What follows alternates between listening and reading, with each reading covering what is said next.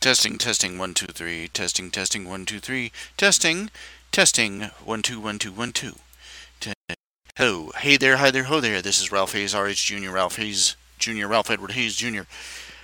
Reality check coming to you live over the system of tubes known as the inner tubes of YouTube, bringing you my irregular broadcast known as the one, the only Spleen Squeezins.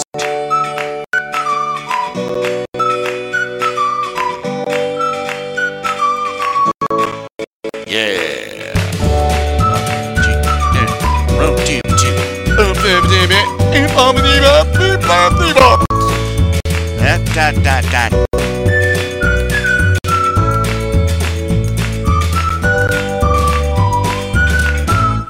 The rain in Spain.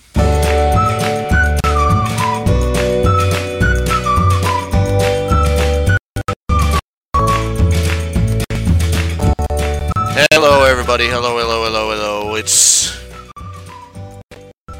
kind of unusual. I'm coming here way earlier than I normally broadcast.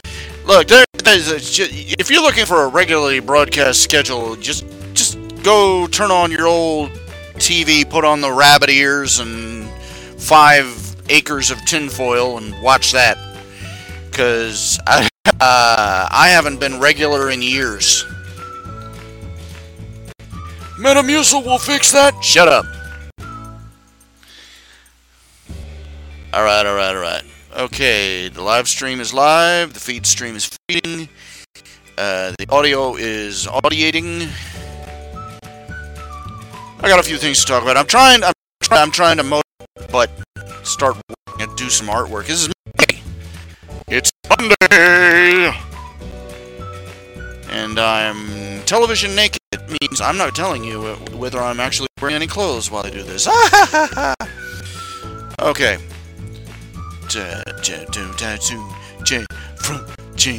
Switching over to some artwork. Yay. Da da da da da da da da da.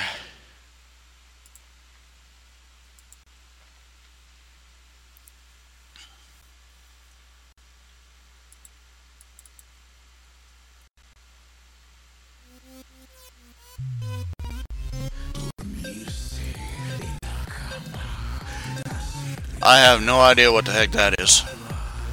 I have no idea what they do with this weird music. What is this? What is this?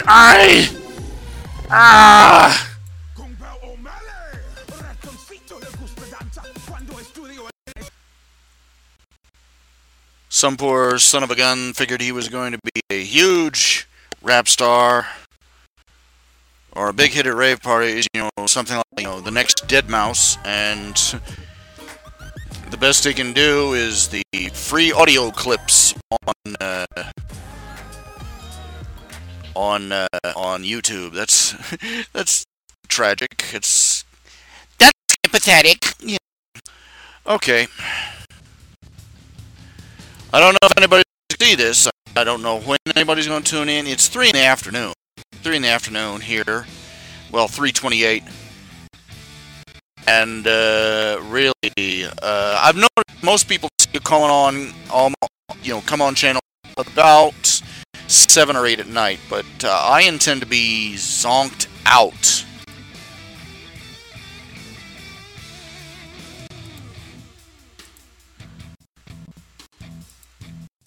At that time, you see, I've managed to 2 nights in a row. I've managed to sitting up in my chair, and that's really bad for my legs, because now they're swollen. They're really painful. I have to spend a solid night lying down asleep with my leg propped up so that the pressure can go. Otherwise, I'm just hurting, and I'm using up pain pills to cover it. And all I've got for pain pills is acetaminophen, Tylenol. It's like, good luck, pal. I've noticed PayPal, Tylenol.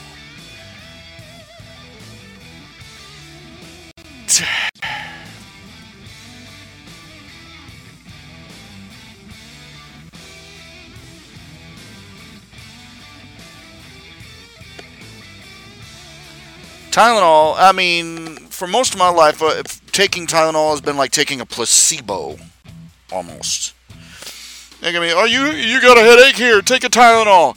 And it takes so long for the Tylenol to work. You don't know if the headache just went away of its own accord or not, or it doesn't work at all. And you're saying, oh, I need another Tylenol. Oh, I need another Tylenol. Oh, I need another Tylenol. At some point you got to go, I don't need a Tylenol. I need pain medicine.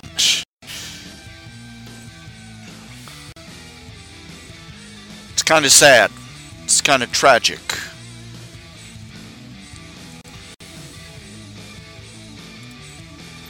I really wish I could cut this down to one program being open, but no, I've got to have 3 at least just to do these broadcasts. It aggravates me, bugs me. It gets on my nerves. Okay, talking about the stuff, the crap that's been going on in Charlottesville. Okay, what this boils down to, okay, 1, a bunch of alt-rightists had a protest, a peaceful protest. They had the paperwork and everything. They came together. They had they were going to have speeches, and a bunch of these Antifa wankers showed up and started macing people and hitting them with their favorite little trick is to take a bicycle chain, put a bicycle a padlock on it, and use that as a club. That's a lethal weapon there, in case you haven't figured it out. Beating people, attacking people, physically attacking them. And so basically the police came up, the brave, heroic men in blue showed up and dispersed the alt-rightists. Okay, the alt-right group. And proclaimed, this, we have proclaimed that we have decided that this is an illegal assembly, despite the fact that they had all the paperwork and they'd done everything right, and they were not attacking. They're getting in punch-outs with these people that were attacking them. But what a surprise! Somebody comes at you with a bike chain in one hand and a spray can full of mace in the other. Brave heroes in black hoodies and covering up their faces so their mommy won't ground them when they get home. And it's the alt-rightists, the victims, who get punished. And somewhere along the way, some crazy mofo in a car plowed his car into a crowd of protesters or counter-protesters or possibly into a bunch of Antifa. They call them counter-protesters. Load of crap. They're terrorists. The Antifa group is a bunch of terrorists. All right? No matter what you think, but the alt-rightists, we're not talking about the alt-rightists, are we? Talking about the Antifa. We're talking about the little pedal wankers who are out there physically attacking people with deadly force to shut them up. That is the definition of terrorism. This is how they get... they figured out that screaming and calling people racist isn't shutting people up, so now they switched to physical violence. And what cheeses me off, what makes me angry the most, is that I had to dig and dig and dig and dig and dig and dig and dig, try and figure out what the heck was going on because of the press. Because, look, whenever the press opens its yap, anything they said, them in the habit of calling everyone a Nazi who doesn't toe the progressive line. And apparently somewhere in the middle of this mess, a bunch of real Nazis with swastika flags, either that or people funded by George Soros. That's a real possibility right there. That the so-called Nazis hanging around the edge of this group were actually, again, astroturfed out by people like George Soros, who has done it in the past. This is a popular tactic with the Democrat Party. They find out that a bunch of conservatives are having a rally, or a bunch of Tea Partiers are having a rally, and they will go out and they will pay people to attend the rally and wave racist signs and yell epithets, racist epithets, to try and make the protesters look bad. They've done this. It's on record. They've caught some of these people. Backtracked me. Yeah, and they admit who paid them to. They were paid to do it, and then they found out who paid them to do it. Surprise, surprise! The Democrat Party, and various sacks of crap like George Soros. George Soros has been funneling money into groups like Occupy Wall Street and Black Lives Matter and Antifa and dozens of others. He's a subhuman sack of shit who he got into power by selling out. He got into money and power by selling the possessions of Jewish people who were captured by the Nazis. That's how he was a Nazi collaborator. And his personal ethics have gone nowhere but downhill since then. That man literally nearly caused the collapse of the British economy. Single-handed. And he did it deliberately. It was a money exchange shuck and jive that nearly made the British pound collapse, and nearly caused the collapse of several British banks.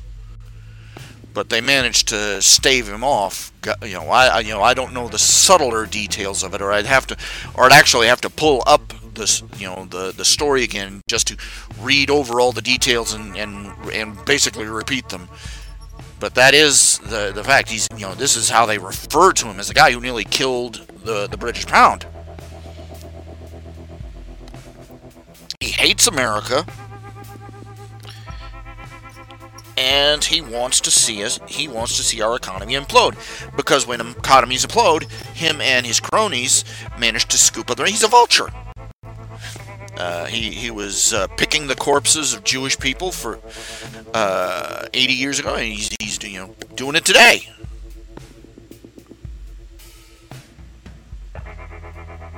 $50, $60, $70 years ago, he was picking over the corpses of Jewish people, the German Jewish people, and he's spending his entire life cannibalizing the corpses of his victims. Let's just say he's one of those people that makes your faith in God, waver when he isn't struck down with some horrible case of leprosy or something. But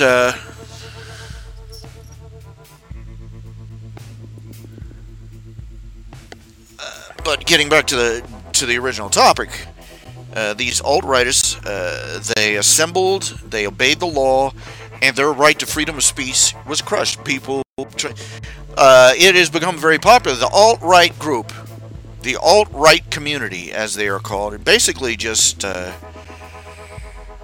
among other things, but basically, call it a rule of thumb. The likelihood that a particular political group is actually racist, bigoted, fascist, or Nazi is inversely proportional to the media's willingness to call them such. And that's been the track record. Whether you agree with the alt-righters or not, they were. See, I mean, the Black Lives. I've got a video on my Facebook feed of the Black Lives Matter a-holes marching down some main street screaming, "Piggy in a blanket, fry 'em up like bacon," at the cops. Another one where they're shouting, "What do we want? Dead cop. When do we want them now?" And some a-hole standing. They wasn't really making a threat or nothing. We wasn't making a really threat. It was just a joke.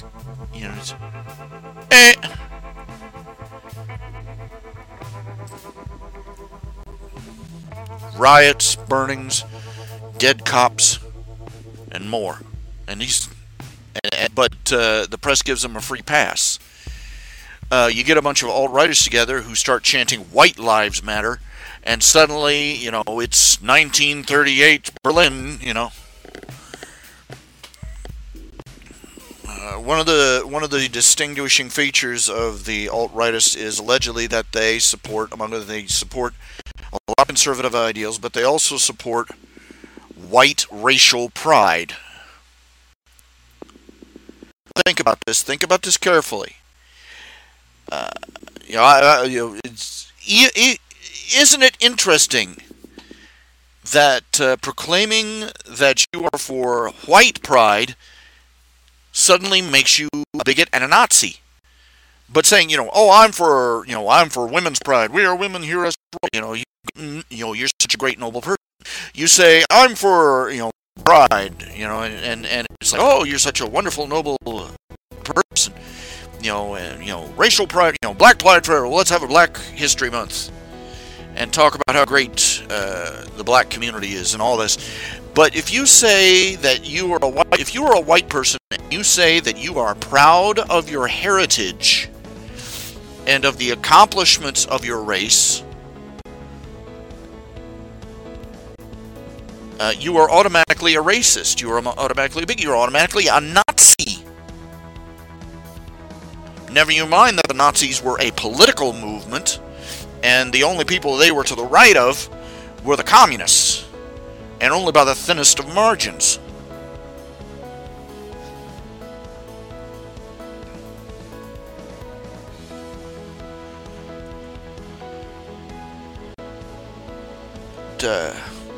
And what gets me is that you got these people, what gets me is when white people, they sit out there, I'm not ashamed of being a white, but I'm not proud of it either. I've seen video after video of footage of white people saying, I'm ashamed of my race.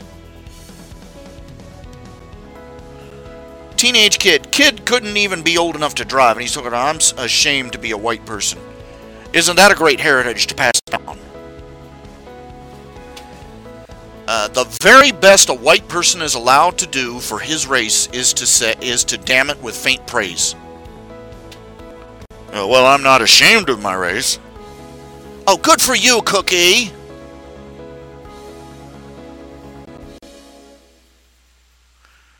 Would you like a gold star to stick on your forehead? You're not supposed to be ashamed of your race. That's bare minimum. I'm sorry, but the white race, the European, the people of European descent, let's put it like that.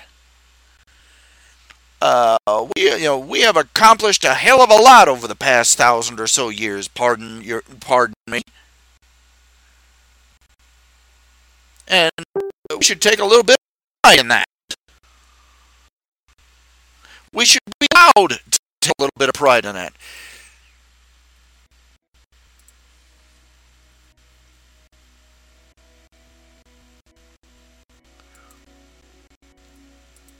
And we should be and we shouldn't be forced to get the blame for everything that goes wrong in the world.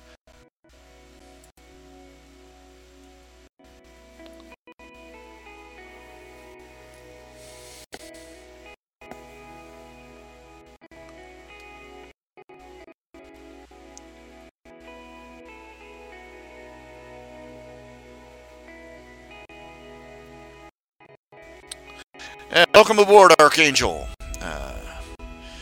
This is another off-schedule broadcast. I don't have a schedule, so it's kind of a joke to say off schedule. But there you have it.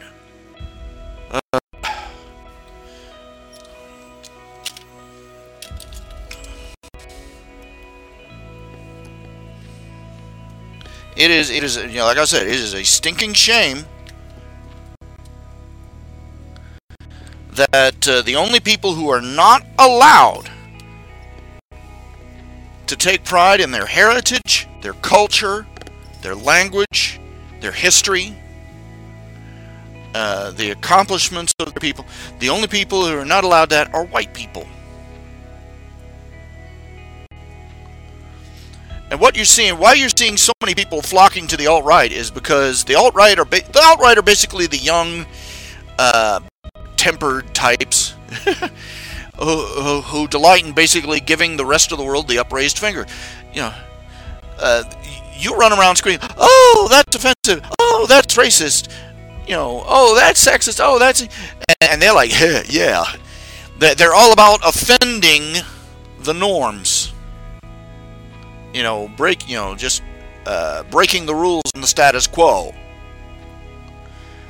And the madder the mainstream gets, the more they like it. Because basically they are they're conservatives. They're conservatives who have actually gotten so pissed off they've ran out of craps to give. Okay.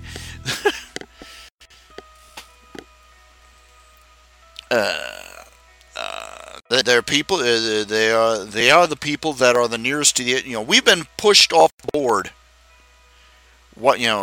Conservative, Christian, Judeo-Christian people. We have been pushed. We've been pushed to the side on the game board, as it were, and the alt-right are the people who are the closest to falling over the edge.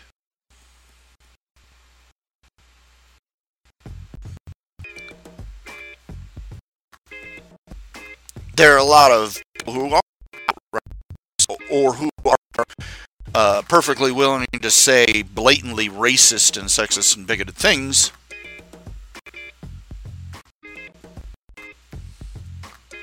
That are mingling in with the so-called alt-right crowd. But what do they expect to happen? What do they expect to happen? Why are they so surprised? Why do they not see the results of their own actions? They have spent my entire longer, 50 plus years, at least 50 years, hating white people,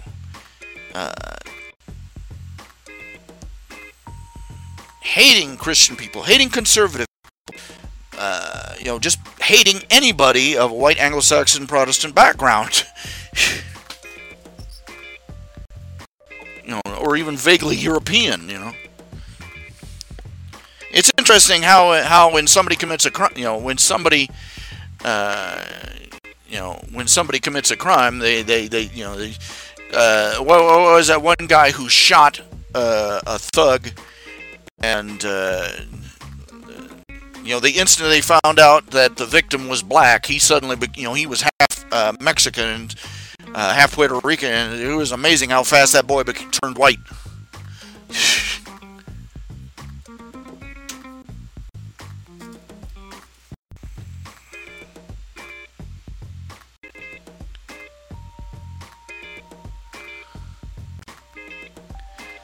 Ben, just talk to, you can't do too much with somebody who, oh, I hate religion, I hate religion. He didn't get in that state of mind by logical methods. You're not going to get him back out. But if you want to get in a cheap shot, ask him what he thinks of Nazi Germany, or communist Russia, or communist China, or just run down the list of all the totalitarian states and the mass murders they committed in the 20th century alone. Where atheism was a government policy, and so were gulags. The math they did, someone did the math. The number of people killed by humanist governments, governments that are atheist, anti-religion, so on, totalitarian states, which is synonymous with socialist, communist, Marxist, fascist, socialist, just birds of a feather. More people were killed by totalitarian, atheist states in the 20th century than were killed by all the religious wars preceding.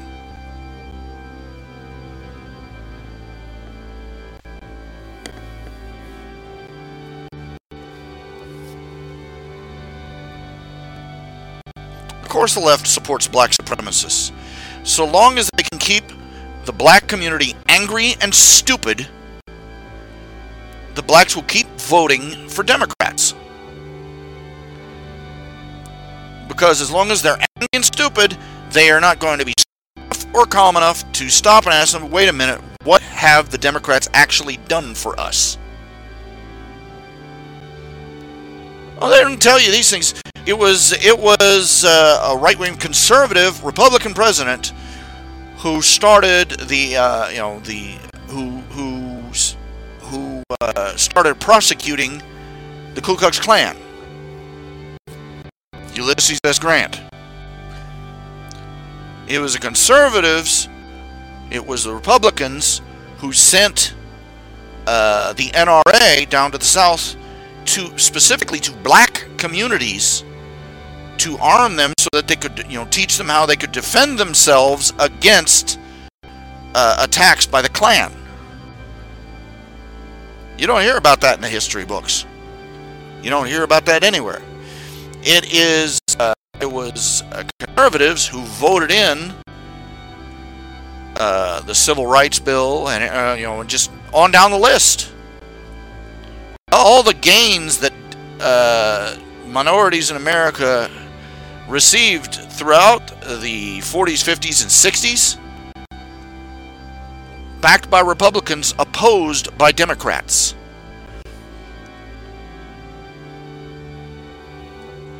Just how angry and stupid do you have to be a black man and vote for the Democrat Party when one of their leaders, one of the Senate, one of their members in the Senate was a Grand Clique of the Ku Klux Klan?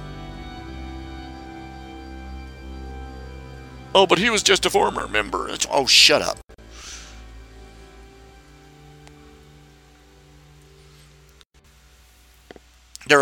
Democrats rely on racial division as long as they keep the races at each other's throats, keep them angry, stupid, and dependent. That's all they need.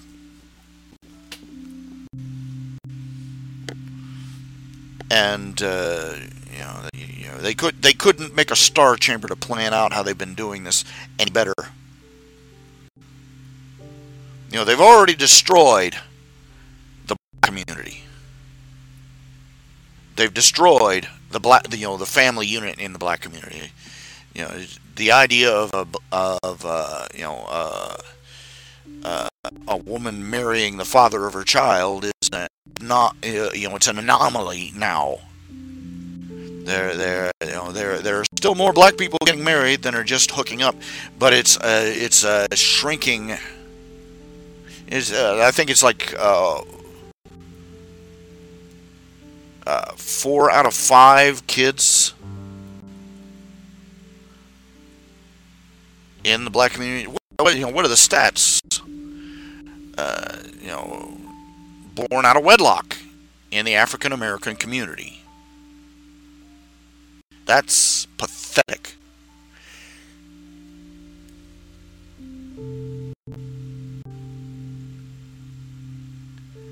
Okay, kids, what do you say when we meet a new man? Are you my daddy? They destroyed the sanctity of family. They turned the government into a sugar daddy, and specifically for African Americans, in an attempt to buy. It's just a buy. What they couldn't do with burning crosses they did with welfare checks. And now that they've destroyed the African American community, they're going after the white community now. They've spent 50 years, they've got the blacks, they've got their boot on the throat of black people. And now they're going after the white community. They've spent, decades destroying the very idea that white people could have pride in their race and their history and their culture, in anything. In fact, like I said, the only thing, the most a white person is allowed to do is to damn their own race with faint praise by saying, "Oh well, I'm not ashamed to be a white person." But you got people on the right who say, "Well, white people shouldn't be identifying themselves as a race." Excuse me? Seems like it seems like the opposition is perfectly fine to label anybody with a white skin as an oppressor. They're perfectly fine labeling us as a race. Why aren't we allowed to say, yes, we are a race and we're proud of it? No, no, no, no, no, no, no.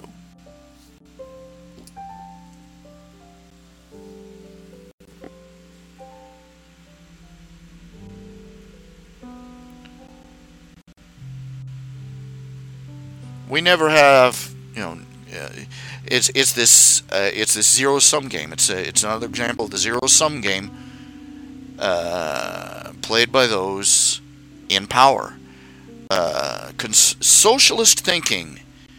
You will notice that socialist thinking, economically, socially, politically, they perceive the world as a big pie, and if you have more, that means they have less.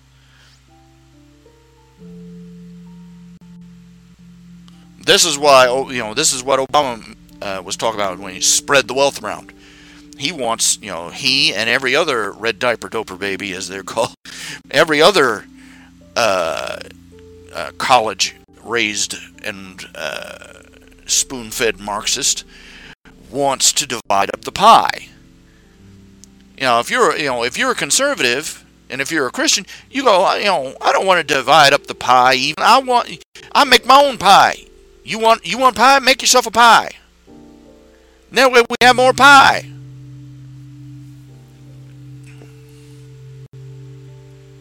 Liberals are about dividing everything. Conservatives are about multiplying it. Put that on a bumper sticker.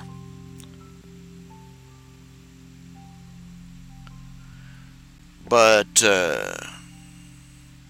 like I said, they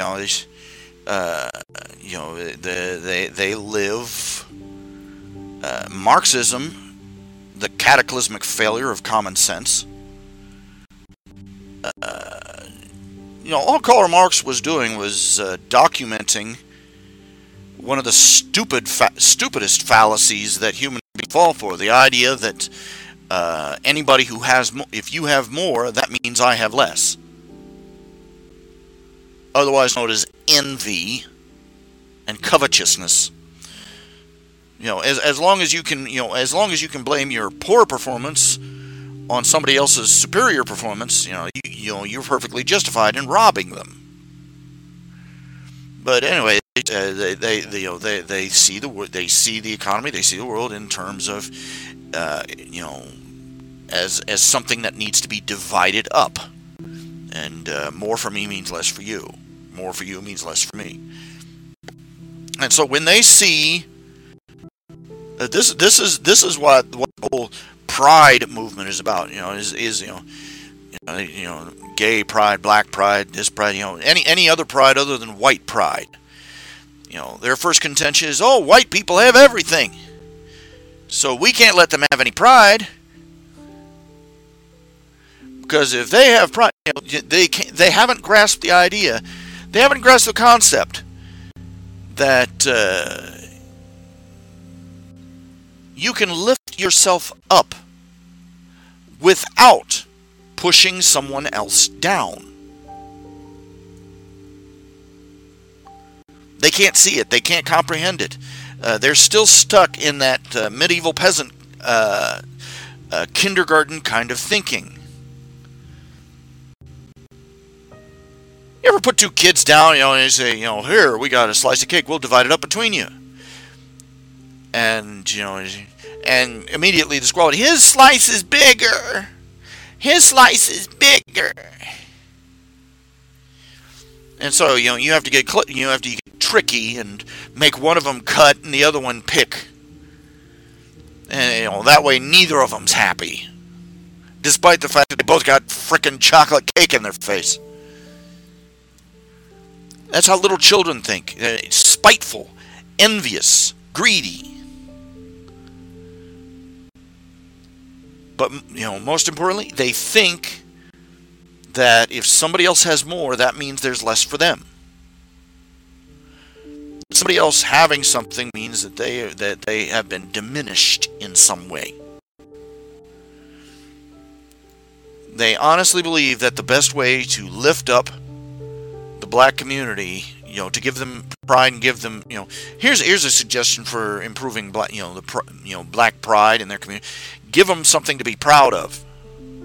Give them something to actually be proud of. Don't make crap up.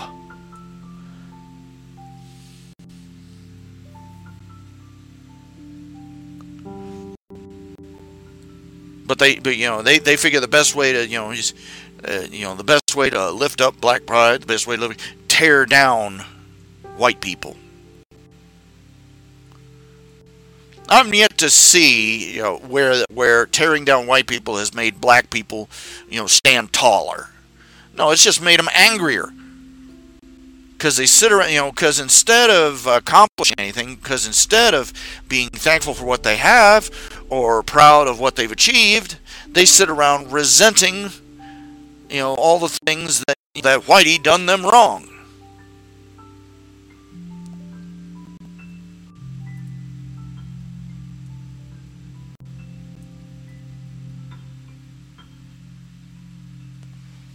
And, isn't it interesting? They never question this, oh, you're just one of those trailer trash redneck, you're just one of those trailer trash redneck racist white people. Bet you got a rebel flag out on your car too, don't you? No, but if I could find one, I'd get one. They never ask themselves why it is that poor white people get most outraged. Doesn't it ever occur to any other? Of course white people are angry about these issues. Doesn't it make sense that imagine having nothing, just about nothing, being on the bottom of the ladder, Imagine being on the bottom rung of the ladder. And some jerk monkey comes along and starts talking about your white privilege and insulting you and calling you a racist and why? Because you have a white skin.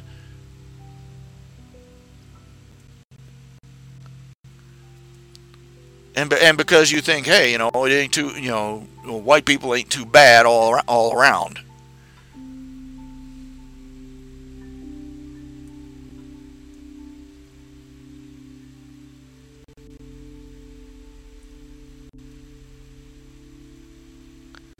God forbid, God forbid that a white man think better of himself.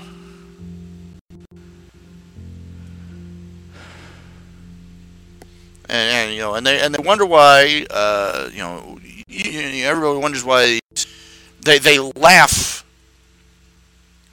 at these rallies. But who else do you expect to be the most outraged? Do you think that a white person who is living, who is made his millions and is living in a grand community, well, let's look at this double standard. If you're a successful white person and you complain about how your race is being treated, you're a hypocrite. Oh, you've already got yours. But if you're a poor white person who complains about how his race is being treated, they mock you for being a toothless, knuckle-dragging primitive. No, it's called poor. a-holes. We're poor. We buy secondhand clothes and we wear them out. We live in trailers that we live in temporary homes that have become permanent. We take a vehicle that's 90% rust and keep it running as long as we can. We can't go out and just, ask the government to buy us a new car or a new cell phone.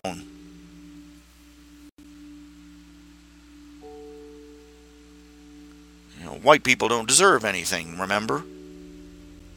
And then we're sitting there, scratching our lives together, what little we have, and these jerks come along and say that white people deserve to die.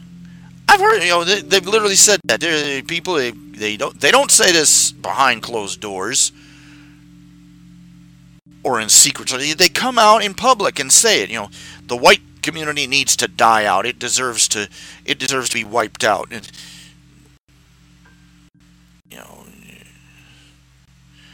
there are people out there claiming white isn't a real skin color. It's a genetic deformity. That flippin' crazy.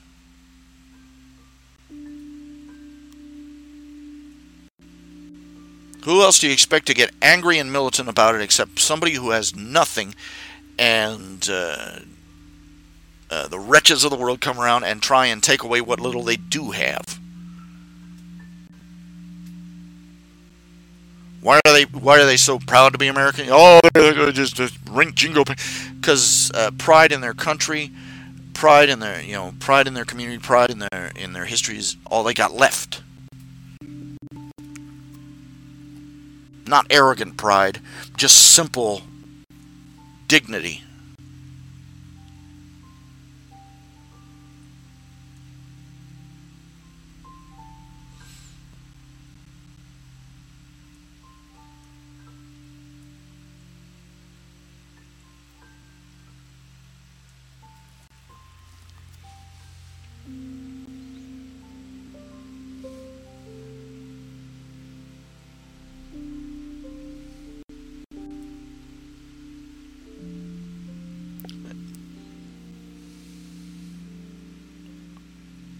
I don't apologize for being proud of my history, of my heritage.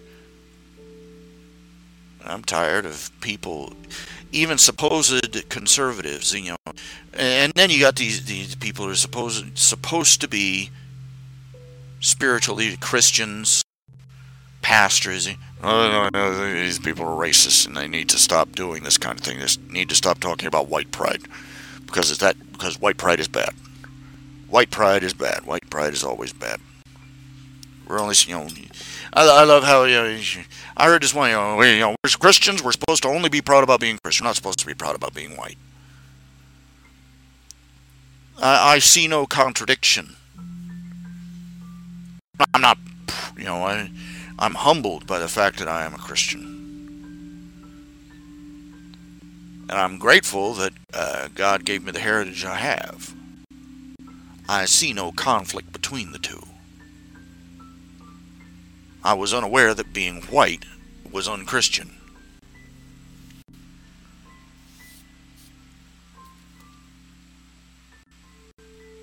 It just, right up the nose, on my last dang nerve.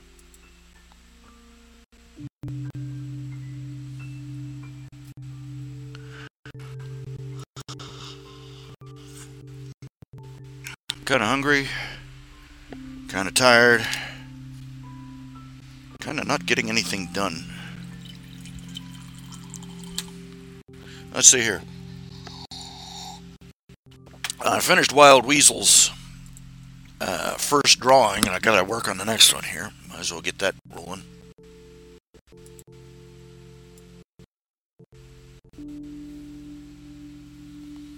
Good luck on getting your driver's license. What can you do with somebody that's I don't know what you can do with somebody who's you say he's religiously against religion. He's thinks religion is the worst thing ever. No, we're living in a world where I'm coming to the conclusion that most of the adversity we face is from people who are beyond rational debate.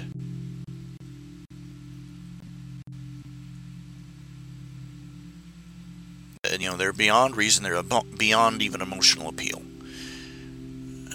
They're just a mess, and the only thing that's going to the only thing that has a chance of changing their minds, causing a sea change in their beliefs and their attitudes, is if they are confronted by reality. If reality comes up and gives them a smack in the teeth.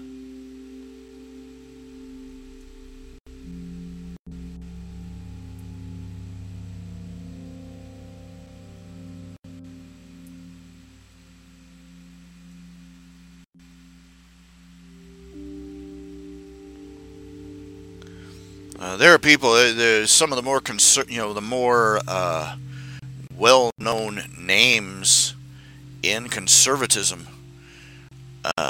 It took the shock. It took the shock of September 11th. Worse, there was one guy who was writing. He said, it was bad enough. He heard about the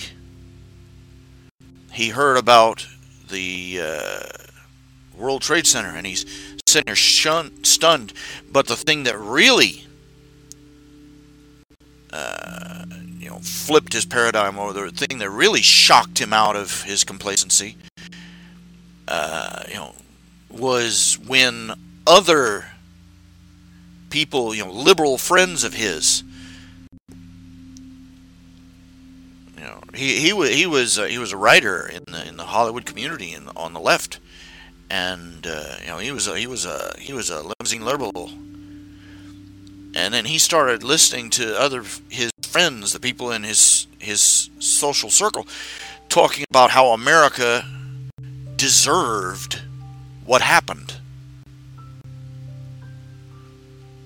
and they started talking about those poor Muslims, and we deserve, America is the oppressor and deserved what happened, and it was like getting a barrel of cold water straight in the face. He woke up and realized, is this the kind of logic and reasoning I'm wrapping myself up in? And within a short time, he became a right-wing firebrand. Back in the early 2000s, he started writing columns for the right, and there was one time he couldn't get his columns in a college newspaper for free. He bought one and put it in as an ad. He paid, and the response from the college kids said everything you needed to know about the college community. They went in, they rioted, they stole the newspapers and burned them to keep people from reading it. And they stood around there and applauded one another for doing it. This is what the so-called sanctuary of free thought has become, and that was 15 years ago.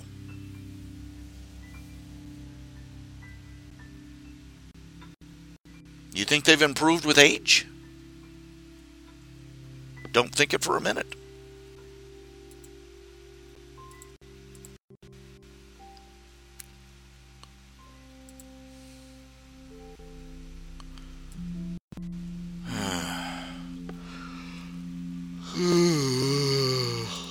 Pardon me. Nappy poo. Okay, just so you can see it all, here we go. Let me show you what I've done for Wild Weasel here.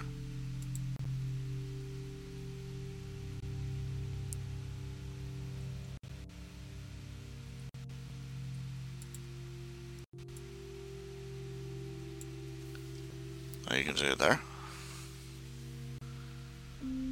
I've already sent it to him, so I gotta get started on the next one.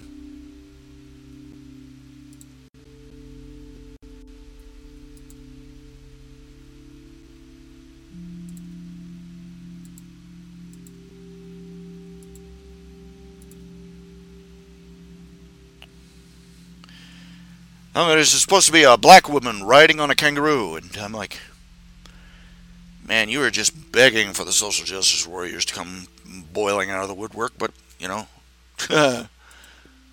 customer's right. Customer's always right. Well, the customer is generally right.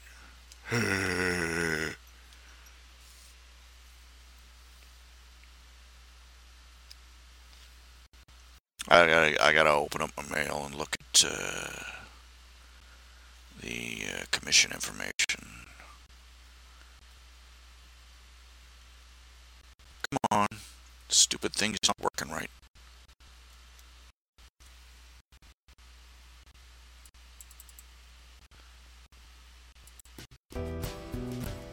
Riding a large kangaroo, white makeup.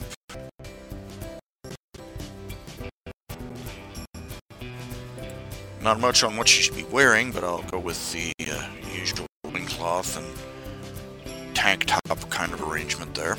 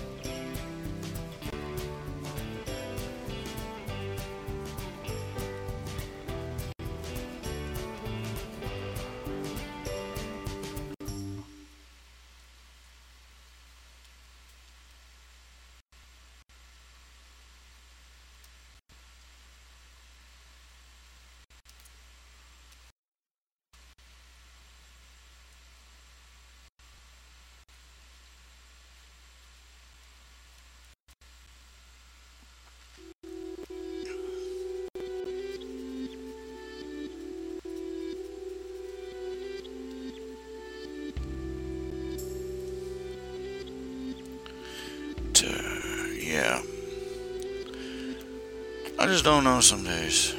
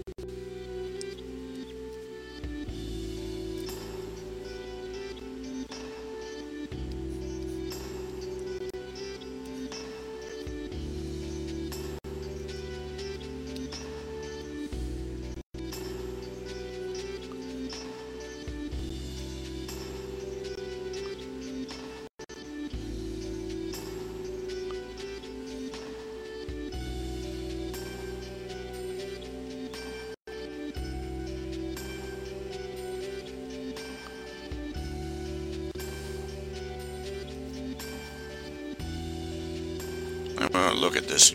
Anybody's gonna look at this and go, yeah, that's a tauntaun. It's absolutely, totally a tauntaun.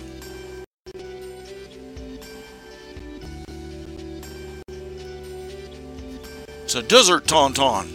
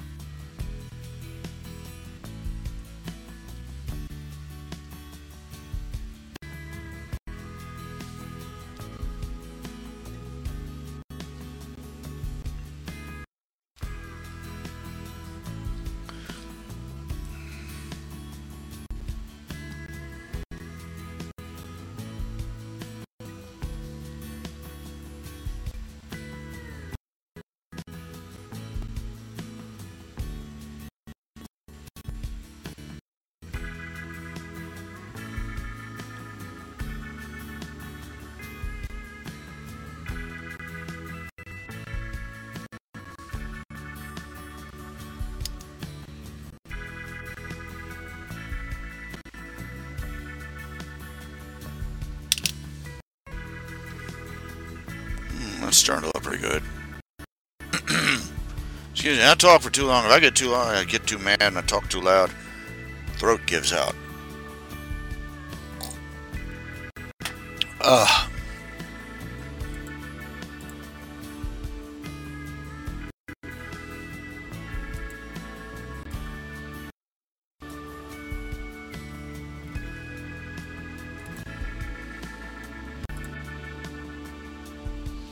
Yeah. Working on a commission. Working on a commission.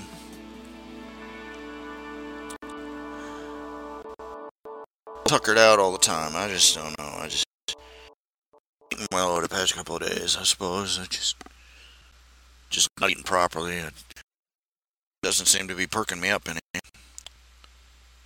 Didn't get proper sleep last couple of nights either. Fell asleep, night last, fell asleep in my chair, woke up in the morning. I got up, went and finally got my butt out of the chair and went and laid down in my bedroom and stared at the ceiling for 2 or 3 hours. Then gave up, got up, and went back and sat in front of my computer again. That's rough on a body, especially when you're 20, when you're 30. When you're 20, you can do that no problem. When you're in your 30s, you can pull it off. When you're 46, no. It's like my body is just basically giving up. It used to be at a certain age, it used to go, "What are you doing?" Now it's just like, "Oh crap, what are you, this again?"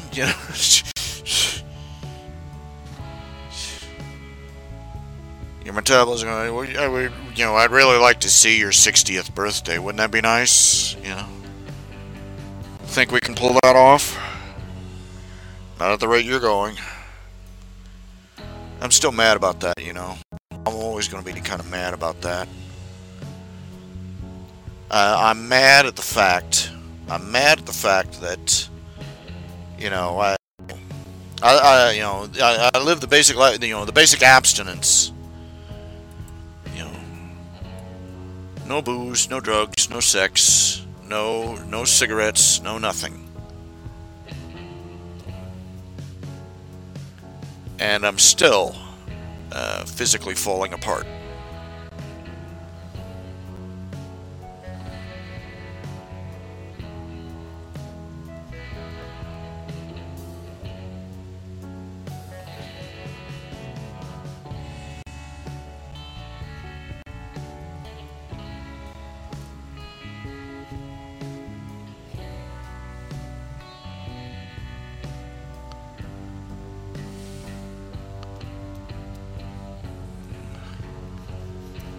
it's like, yeah, that was really worth,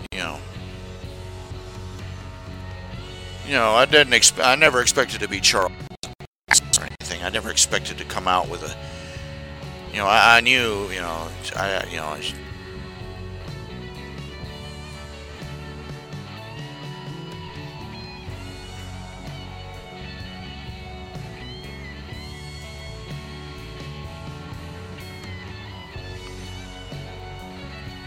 I knew that I was never going to be athletic or anything, but it would have been nice if my body had held out into my 60s before it just started going, completely off the rails.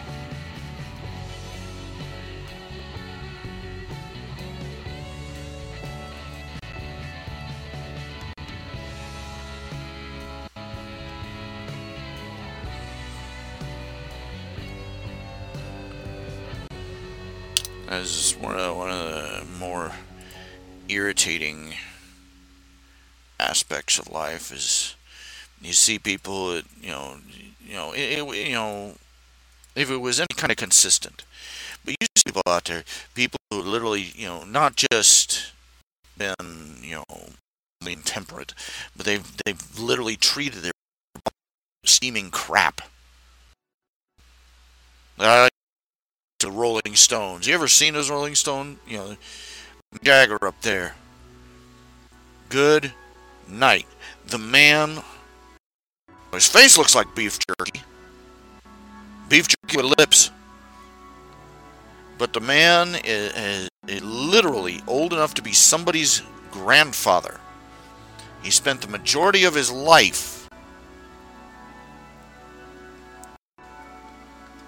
partying so hard, that would have killed other men, and here he is, still rocking, still out there, screaming, yelling, running around the stage like there's no tomorrow. Going to outlive me. The way he's going, the way it is. I'm like, okay, God, why? And you look over at God, and God's not saying nothing. And you got family members that come down with cancer, or get leukemia, or they get diabetes. And no matter how hard they stick to the diet, or how carefully they watch everything, and they exercise, and they do everything the doctor says, and their blood sugar is still climbing through the roof, and people think, oh, we've got insulin, that's no problem. Daniel Meyer, a friend of mine, the guy who does the Old Victorian, and he's also the guy that does my website, which we have been talking about updating and upgrading, sprucing up a little bit, because it kind of looks sucky at the moment, and there's certain defects we've come up with, discovered along the way. But anyway, he, his wife, diabetic. And she follows, according to him, she follows that diet and exercise and the medication and everything religiously.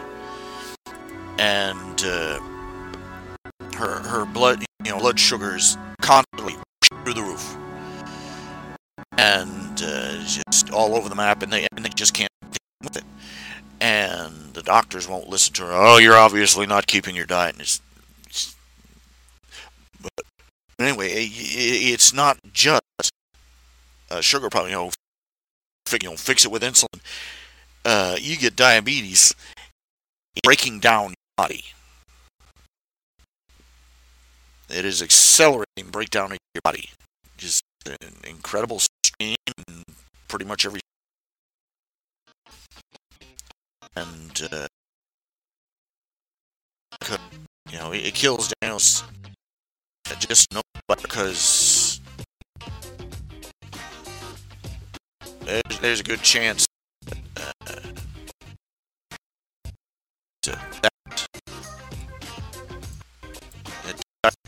take her away from him someday. And you look at people have,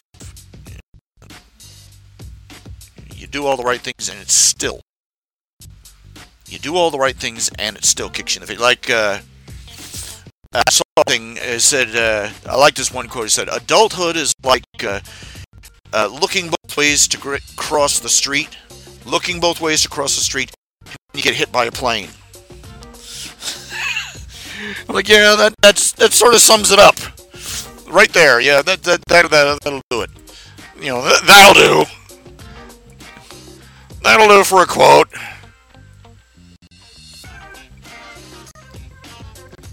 But this is why I'm sort of kind of middle on the road about the whole fat issue. But not just because I'm fat. You know, I'm a fat, disgusting slob. You know, I let myself become that over the years. Of course, having my legs go ballistic and other health problems just kick me in the shins didn't help matters. That said, you know, I'm from the clean plate brigade. I admit it. Considering my my shopping list for tomorrow includes 12 little one-person fruit pies as one item. I've never denied myself much. Okay, I'm sitting down eating a whole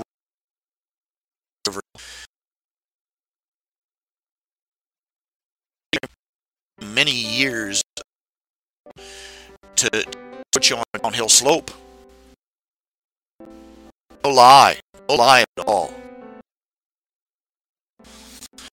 Anyway, the reason is that you go out here, and beautiful funny size. No, right? Let's be honest with ourselves, girls. Fat is not beautiful. And if men find it unattractive, it is not their fault that they find it unattractive. Blame biology for that. Because you come in looking like you ate your family. Like you could clean out a chicken franchise. If you look like the kind of people that... if you look like the kind of people that come through the front door of an all-you-can-eat buffet and the owner goes... it's an elevator and they're going, no! Hitting the button trying to shut the door before you get there, No. But, there's a little more, let's expand the boundaries of what we find as reasonable. Okay? But, at the same time, fat acceptance, it's become a stupid movement. But at the same time, most of the things we attribute... I'm sorry,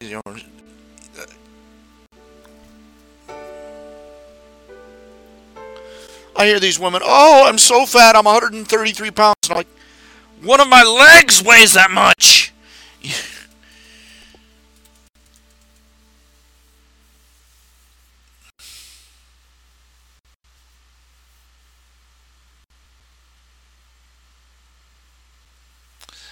Commissions, okay. UKF. I can't remember. Okay, you'll nudge my memory before I remember what your commission is. Amiga Dragon? You're Amiga Dragon, right? I'll have to... Oh, let's face it. I've got... I will be behind forever. I'll be behind forever on commissions because I will always be doing them. I will always be taking them, and I will always need money, so I will always be taking more of them, no matter how I do them.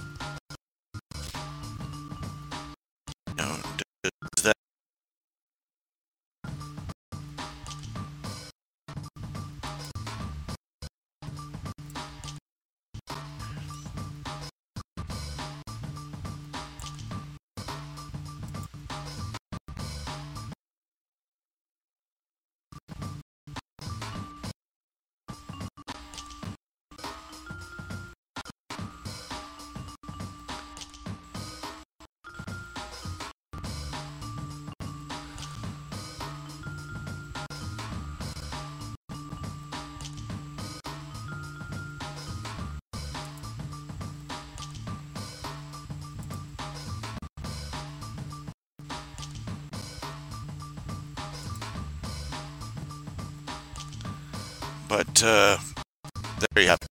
Ha. Okay, I'm looking here. I'm trying to look. What am I looking? I find. I don't remember. Ah, there it is. Dashboard.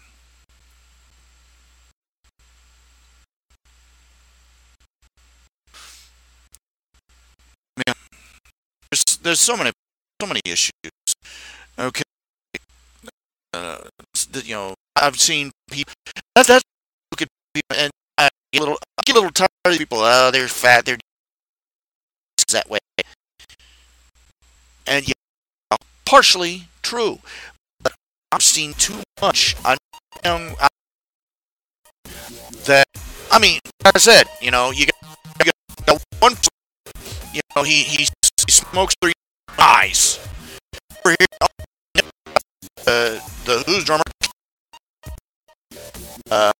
apparently did all the drugs they ever had, or the entire rolling.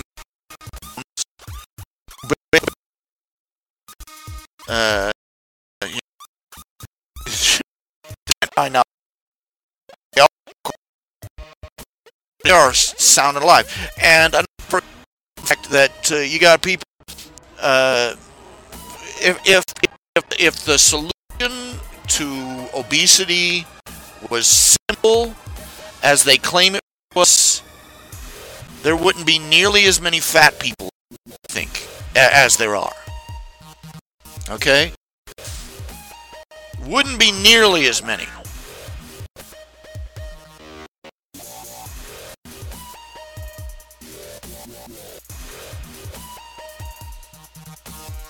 And it's kind of that a lot of the hostility toward fat people in our society is it's a backdoor way to be racist against, racist and bigoted against the poor. Because they see some guy who weighs 200-300 pounds walking out of Walmart. They can feel good about themselves for looking down on them. Oh, look, he's so disgusting. You can't openly criticize somebody for being poor, but you can criticize being fat.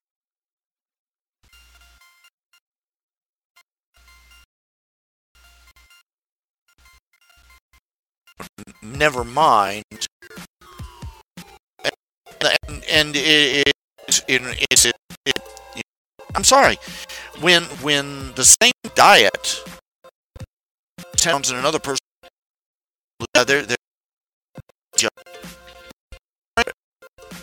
yes, it's breaking up.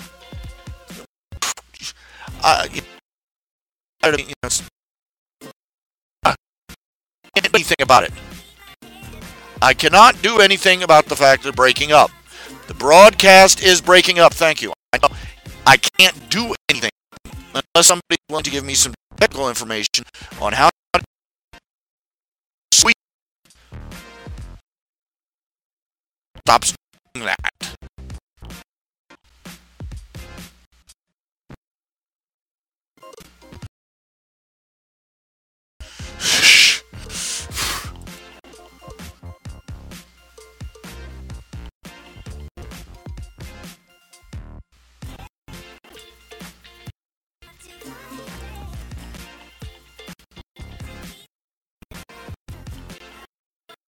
I have no idea why the feed is breaking up. It may be your connection, it may be my connection. The fact that my internet service sucks, it might be just that my computer sucks, Just speaking in general terms. Could be anything. It could be the settings I have on programs here. Could be the fact that I've got 3 programs running simultaneously just to run the feed.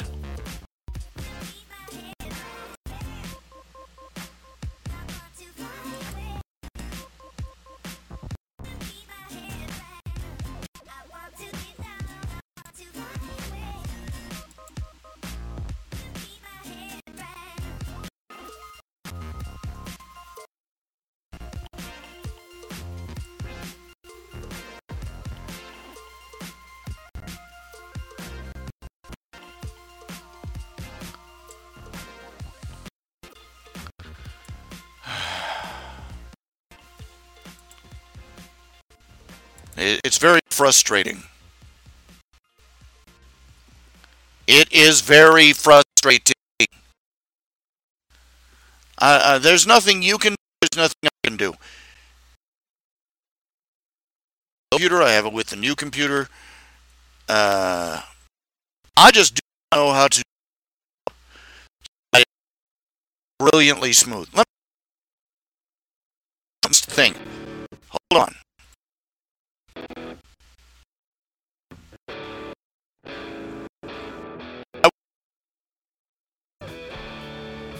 Give it a minute, give it a minute, give it a minute.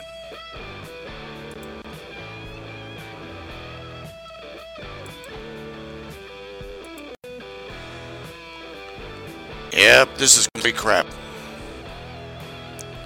This ain't working. The image is terrible.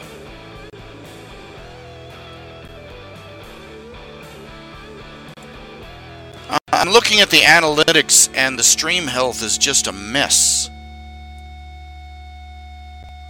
It bobbles up and down and I have no idea why.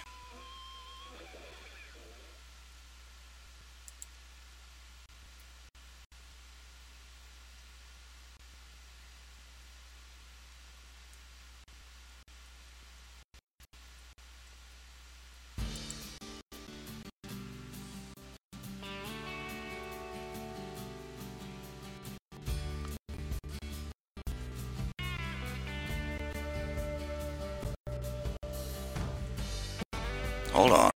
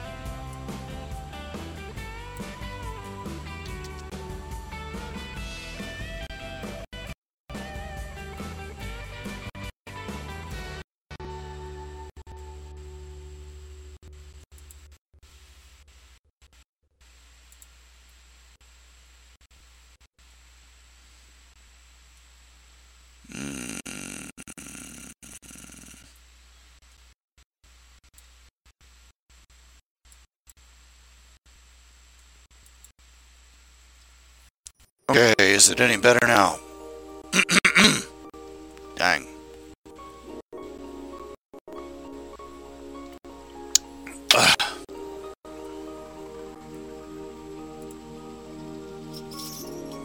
Fundamental issues. What can I say?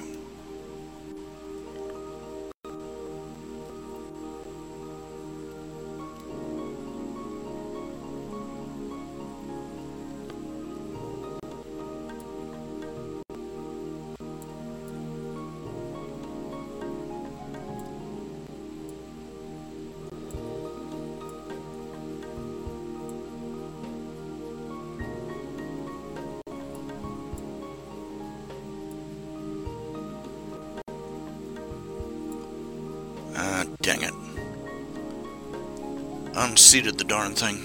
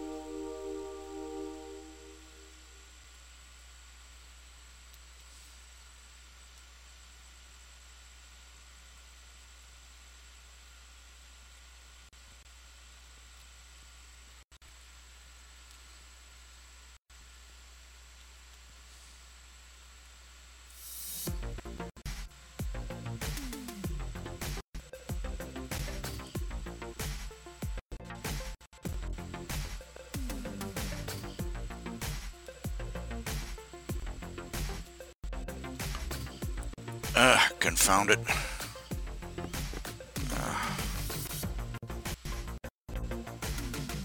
Testing, testing, 1, 2, 3. Testing, testing, 1, 2, 3. Any better?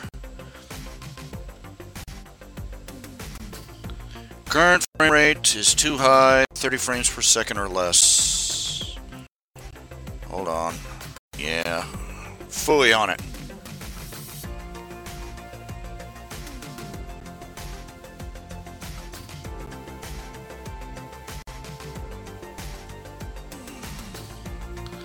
It's bibble-bobbling all over the place. I can't help it. Yeah, I turned it off to try and change a setting. Back. Dang, my legs are hurting.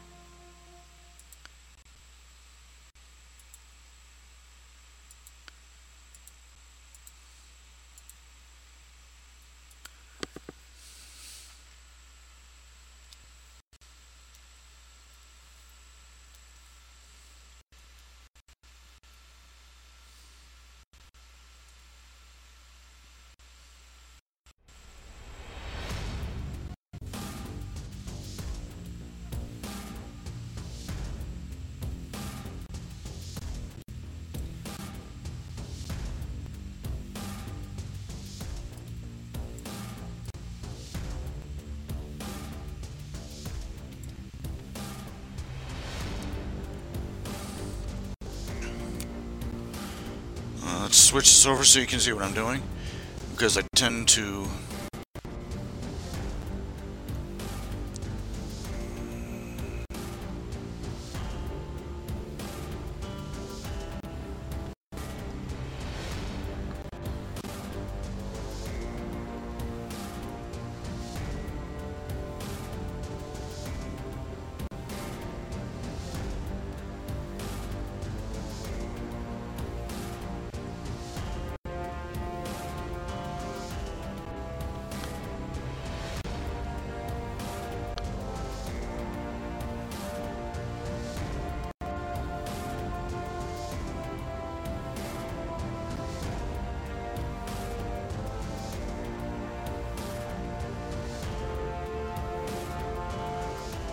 You know, I did that story arc on Space Ranger with with the fake Jamaican cabbie, the Wanabian.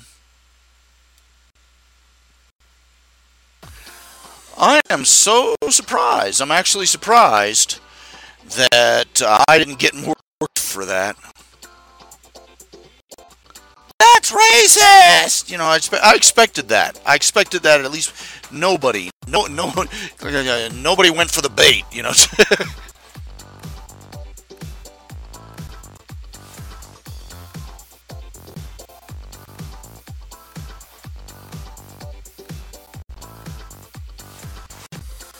I'm like, where are you, social justice warriors? You're slipping.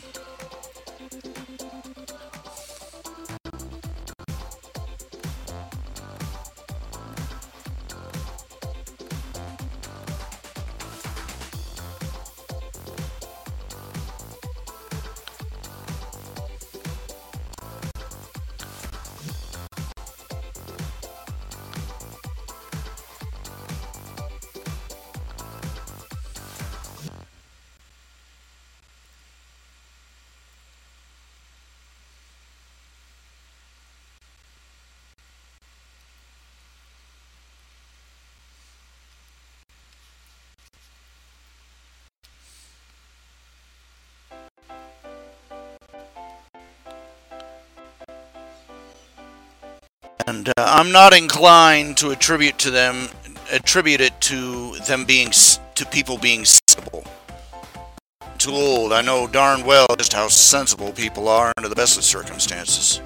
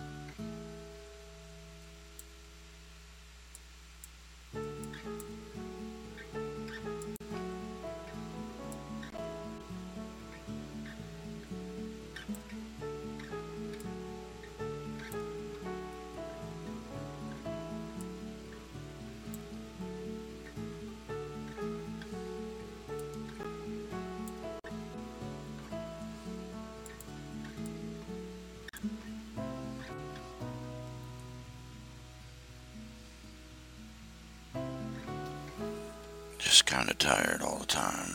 It's annoying. I don't know. I think I spend a lot of time wondering where my creative juices all went, you know? Way too much time.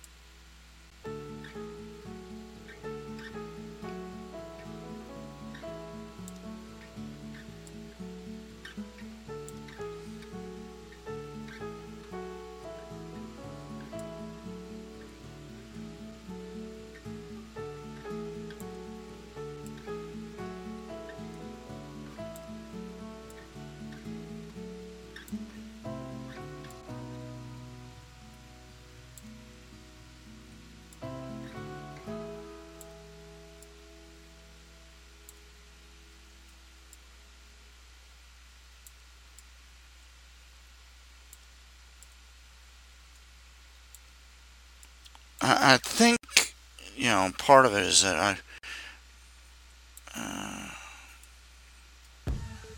my life has, become more and more monotonous.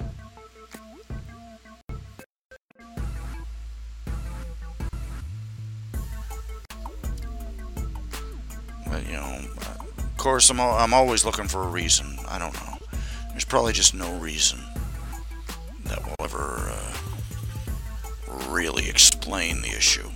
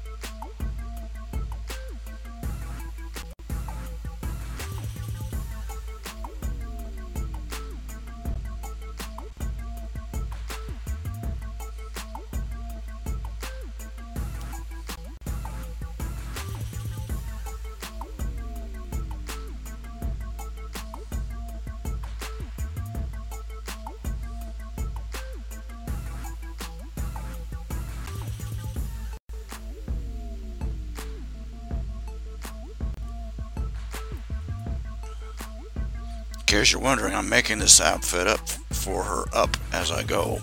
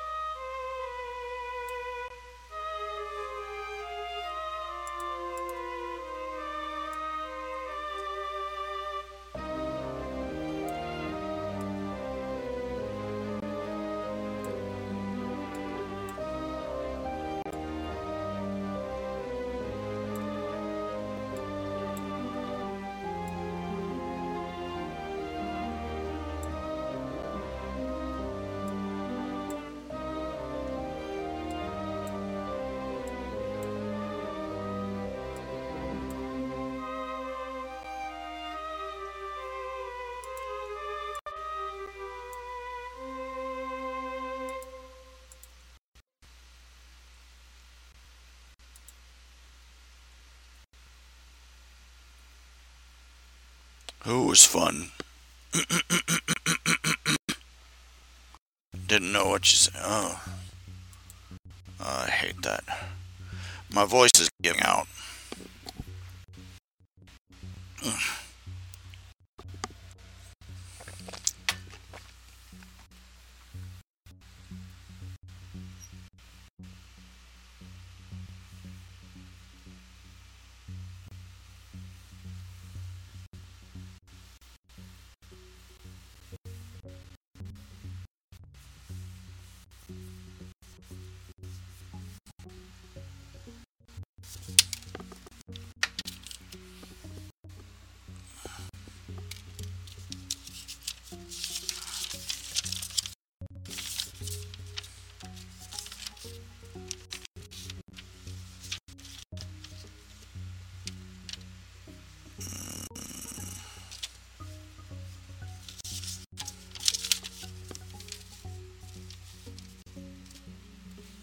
You said he was Jonathan Kruger. You said he was fun. Who was fun?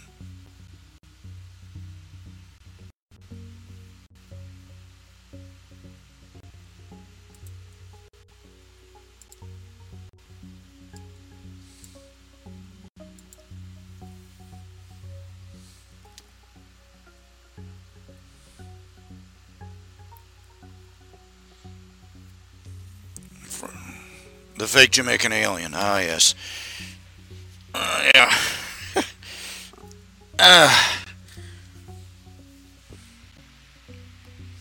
Oh my.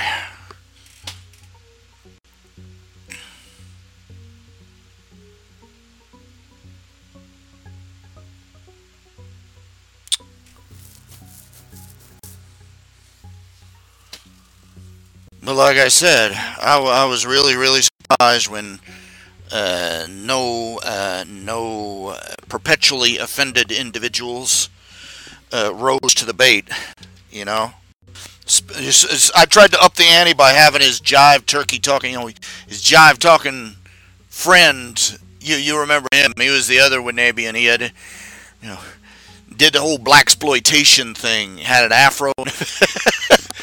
I'm like, I'm trying, but they're not going for it. I'm a troll. I know it. It's disturbing when the bait doesn't work right. That's all. Oh my.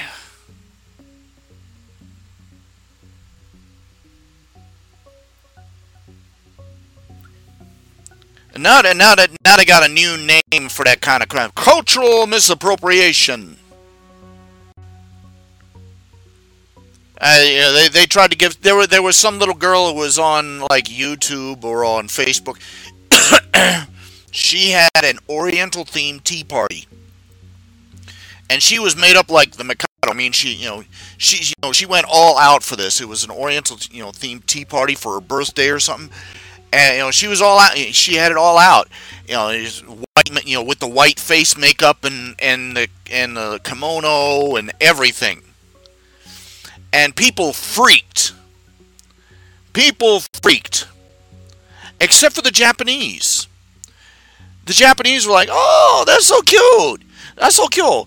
And they say, and they thought it was great. They thought it was great, and they said so. It's great. This little American girl liked our culture so much, she's trying our little Japanese tea ceremony thing, and and they were like giving her tips on her costume and stuff, and the Japanese people were fine with it. They thought it was great. Oh, you're so cute. Retro American. Retro American dressed like Japanese kimono. Ah, it's so funny. And that was probably the most racist thing I've done yet tonight. Keep a scorecard. I'll come up with something better. But the Americans, offense and horror. Whoa, this is what I mean. When they, leftists are the most racist sons of bitches on the face of the earth. Okay, there's a reason that they found the Klan. Okay, because they are either hating actively on a race, one race or the other, or they are condescending to them. Oh, you poor benighted Asian people, we need to protect your feelings for you. Aren't you lucky to have us, and our self-anointed, enlightened, culturally aware, woke individuals to watch over you? It's racism. It's bigotry. It's just, the word bigot has a little bit more bite to it. It's just, than the word racist. You say racist.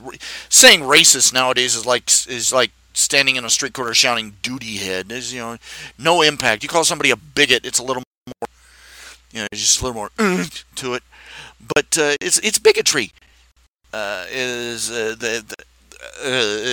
a book, you can look it up. It's called "The Vision of the Anointed." It basically describes what motivates leftists, and it is the vision of themselves as being better than everybody else. They're more enlightened. They're more aware. Look at what they call themselves. They tried calling themselves the reality, but remember that? Now they call themselves woke. We've woken up to reality, and and they prove it by making politically correct statements about women and minorities, which are, when you analyze them, condescending, patronizing, insulting.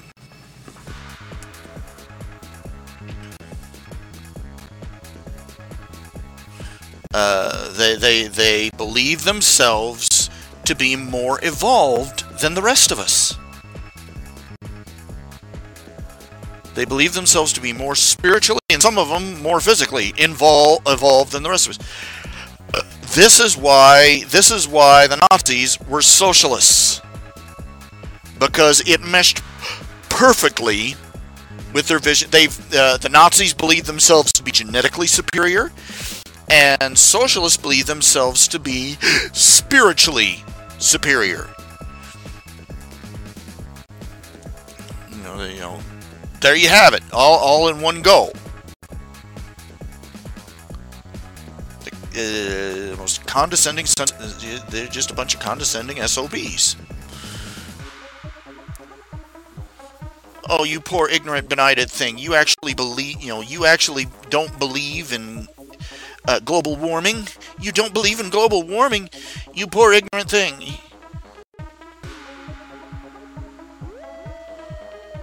What you think that people should, is marvelous how they've managed to, political correctness has made it racist to treat everyone the same. Ponder that. It's also sexist to expect women to be, to behave with the same level of competence as men. That's not equality. That's condescension.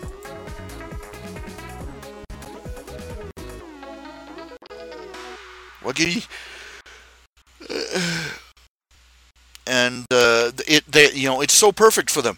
Circular reasoning. They are superior because they say so. They say so because they're superior. And if you disagree with them, that's self-evident proof, that you are less evolved. Because, if you were more involved and enlightened, you would have known about everything.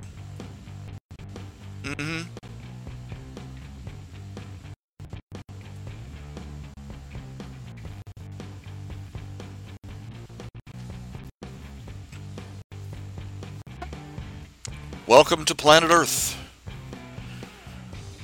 As other people have put it, we are all fallen creatures and very hard to live with. Some of us seem to be making a career of it.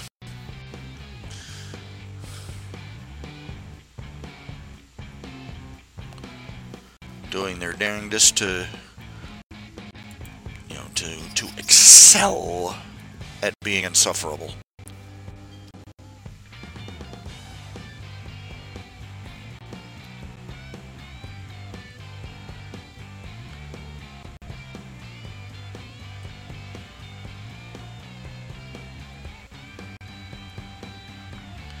Everything I needed to know, I learned in kindergarten. How arrogant. How patronizing.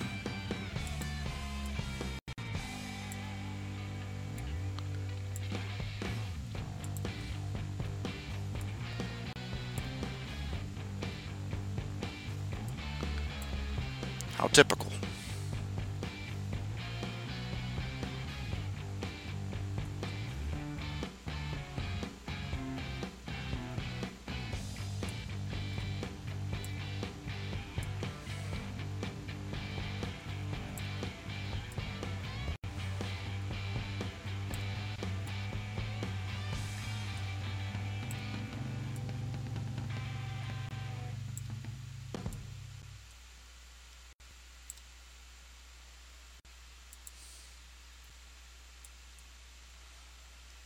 Man, I remember. Oh, this one had to have hit the fan. There was an old TV show. Can't remember the name of it. It was set in a southern town. Can't remember what the name of it was, for the life of me. It was a sitcom about a police force in some little town in the South. Anyway, and they had one episode where this black guy wanted to be a police officer, and they ran him through the process, and it comes out the mayor basically told them we need more black people, because we've been called out, we haven't got enough black people on the force. They had one black guy, and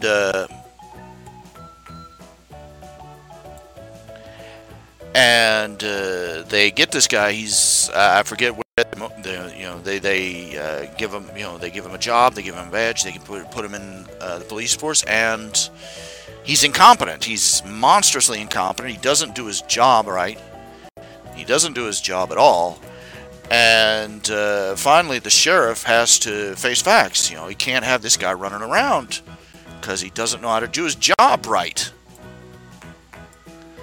And he tells the guy, I'm sorry, we're having to let you go. And the guy throws a fit and tries to claim, you're firing me because I'm black. And he tries to get the other black guy, to back him up. See, they're firing me because I'm black. And the sheriff finally gets fed up with it, and the guy tries anything, and anyway, the sheriff finally gets fed up. He looks at him and he says, "No, you weren't fired because you're black. You were hired because you were black. You're fired because you're incompetent." And the studio audience, I mean, this was back in the 70s. This was back in the 70s, and the studio audience, ooh.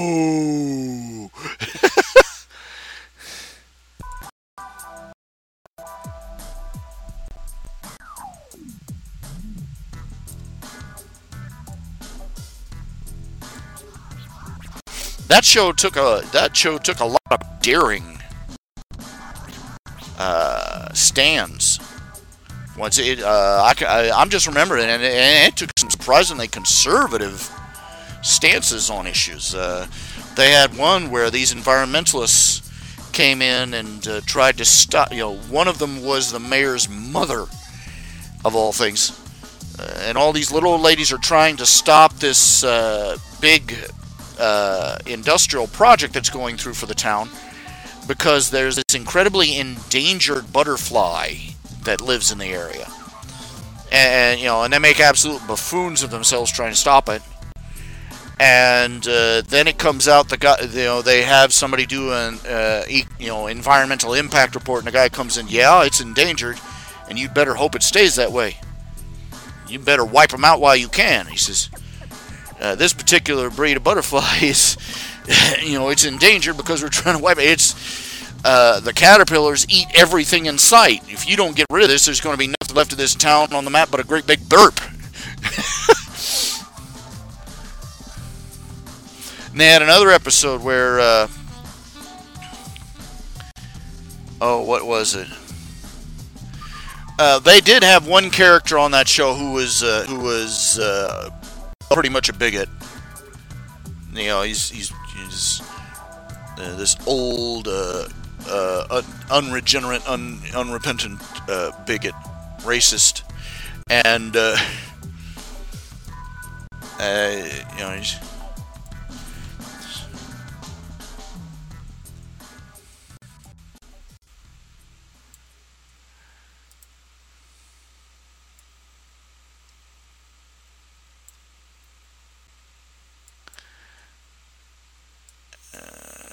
Well, he's always doing things that are, shall we say, carelessly racist. But anyway, they had one episode where the black police officer opens up his front door one day and finds the word nigger painted across it in spray paint. And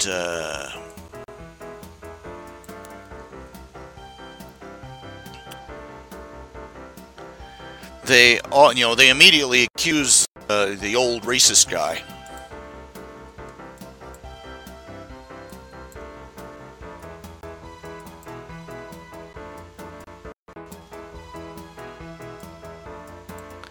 And they pretty much convicted him of it without a trial. Because in public opinion and in the opinion of everybody that works there, and it turns out it wasn't him at all. It was the guy's son, a teenage, 12-year-old boy, and he pulls the kid out in front, and the kid confesses in front of the police department, and his father looks and says, "Why did you think? Well, what were you thinking when you did that?" And the kid screamed, "I thought you wanted me to," and runs out of the room. And the guy sitting there, I don't know where he got that idea. I'll have to speak to his mother. And the black cop looks and says, "Maybe you ought to look in the mirror first. If you want to see who's responsible for that, look in the mirror." And the old racist guy looks at him and says, "I look at myself in the mirror every morning. You know what I see? I see a man who never once accused somebody else of a crime without any evidence."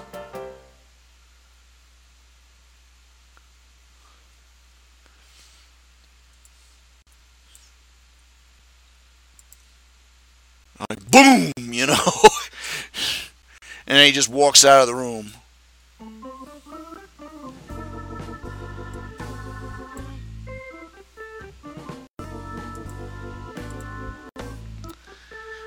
Of course, they had other episodes that were, so far left they were, falling out of the saddle. But for the time, nowadays you couldn't air an episode like that.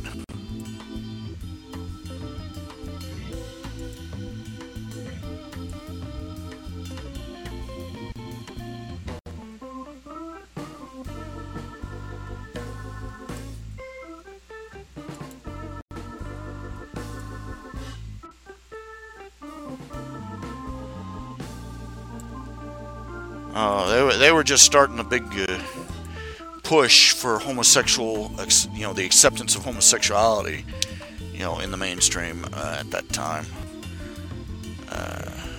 back in the 70s, early 80s.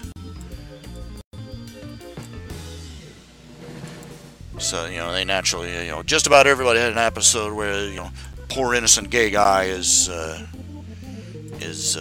just misunderstood, and so on and so forth. And just, don't you love that, How dare you judge a person based on their moral behavior? I don't care what you say. Look, I was born this way. No, you weren't, first of all.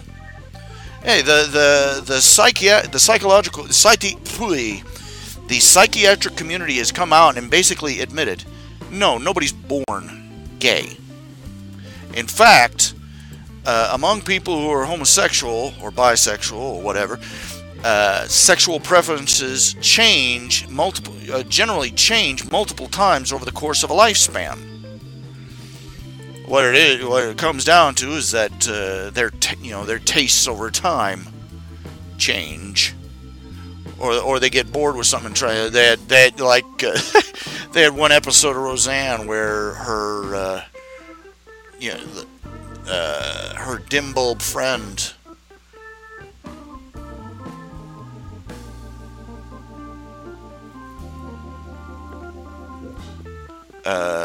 she had been, she was a bimbo, and then she became a lesbian. She got pregnant and had a baby, and then she, And there's one episode she's standing there, oh, I can't find a good man. That's it, I'm lesbian again. Which is a more accurate representation of the reality of the situation than anybody wants to admit. 1, we are all born with, even if it was quote unquote natural. 1, natural doesn't mean good for you. Poison mushrooms are natural. Wild animals eating their young and rolling in poop is natural. That doesn't mean it's good for you.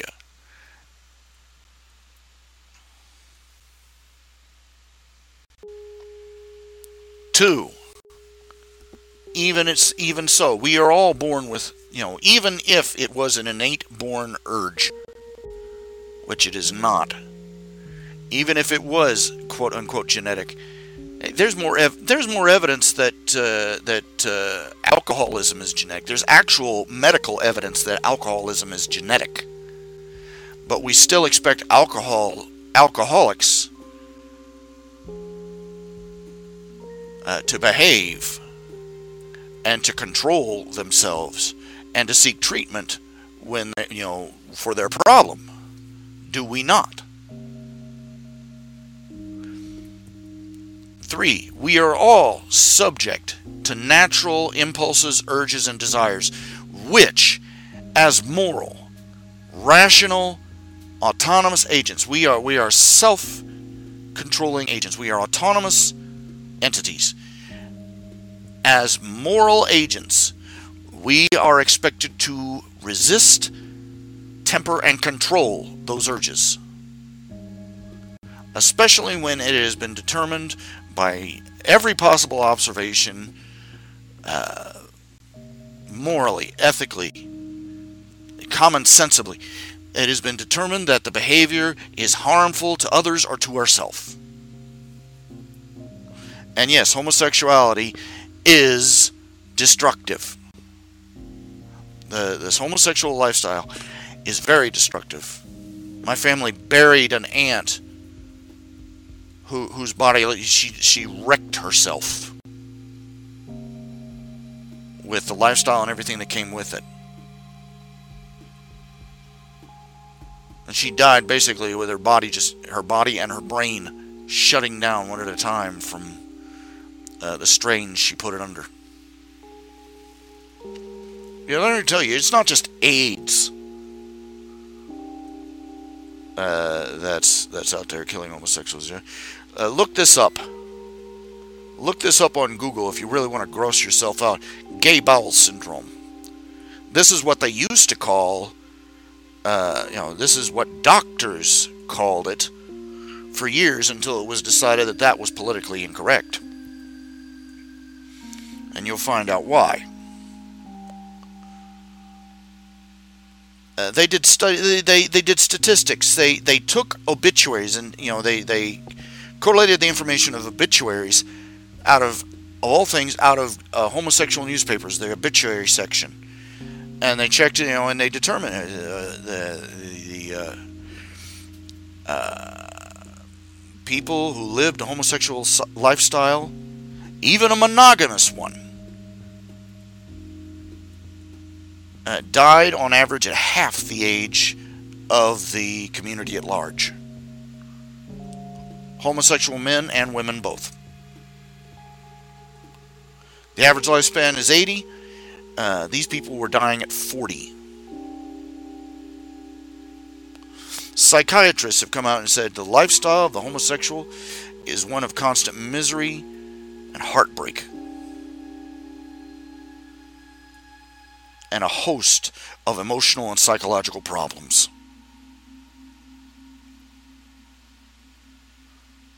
Mind, body, and soul. You cannot say that anymore. And I'm sorry. It comes down to this. Oh, you can't blame them for being the way they are. Yes, I can. Let me put it this way. Let me use some crass terms to spell it out.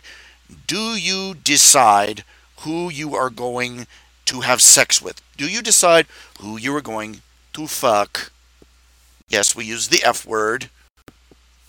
We're big boy girls. We can cope. Do you or do you not decide who it is you're going to have sex with? Then yes, your lifestyle is a choice.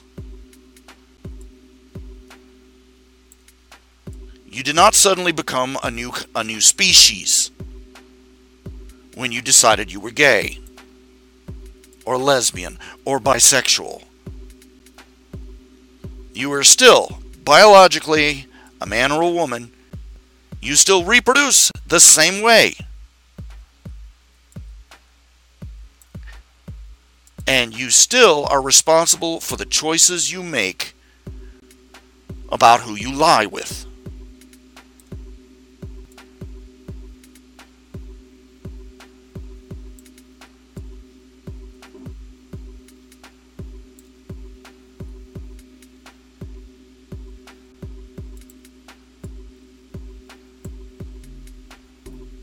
To say that you have no control over that issue is to basically forfeit any claim to being a sapient human being.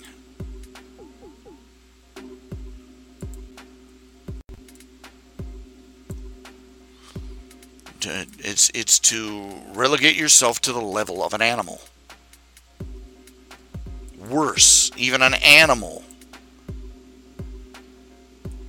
is, capable of choosing how it's going to behave.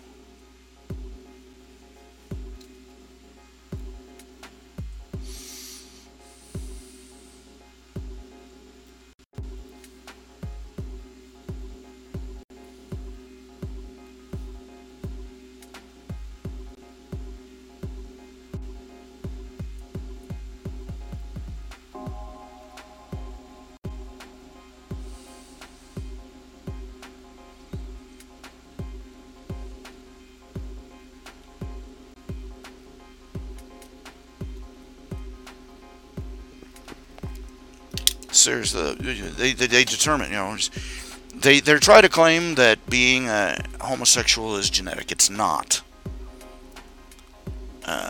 Something like 20 years ago, a couple of scientists came forward and claimed that they had made a discovery.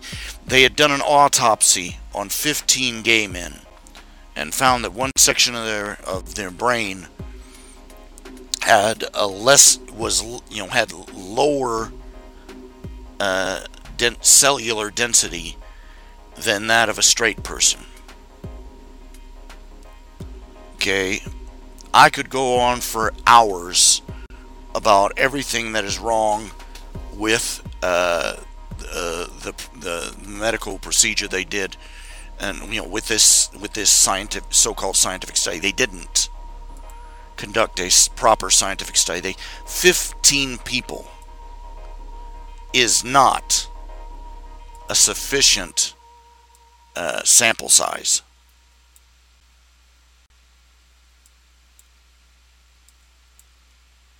In fact, they didn't eliminate for any possible, any other possible factors, such as the fact that they all came from the same morgue, for instance, kind of indicated that they might have come from the same community, it's just so on and so forth. It was just quack activism.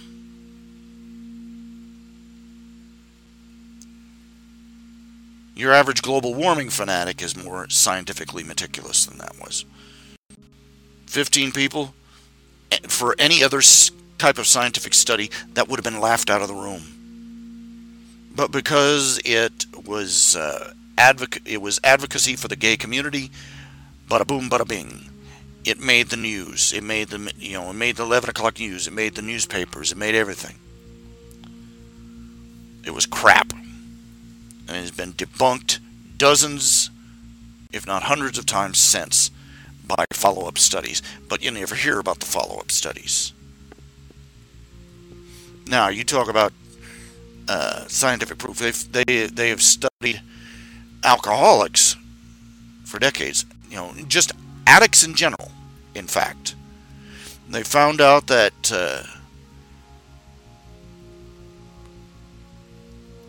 people with a tendency towards addiction, there is a recessive gene for it. It affects.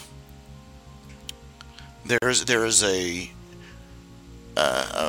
dramatic difference in the serotonin uptake of the brain and their nervous system.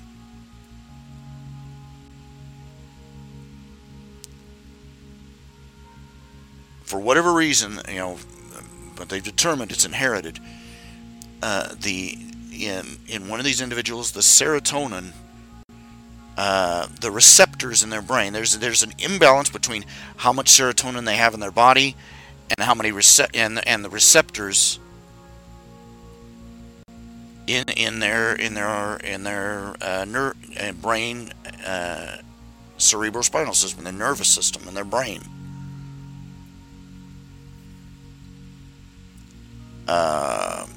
If I remember correctly, is that they have too little serotonin and related chemicals in their system. These are basically, the pleasure chemicals, the pain suppressors, so on and so forth. And it takes and since they've grown up with it, they're acclimated to it.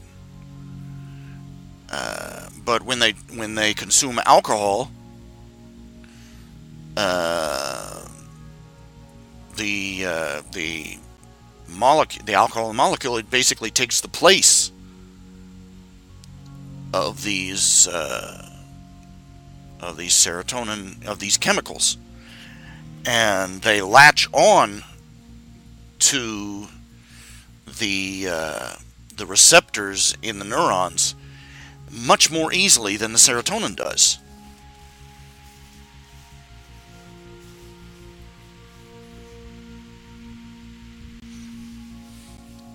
And basically, it's for the first time in their lives, they actually get hit with a level of serotonin and dopamine and all these other chemicals. It's just basically they get triggered with a sense of pleasure and well-being that they have never felt before, which leads to them being very susceptible to being addicted.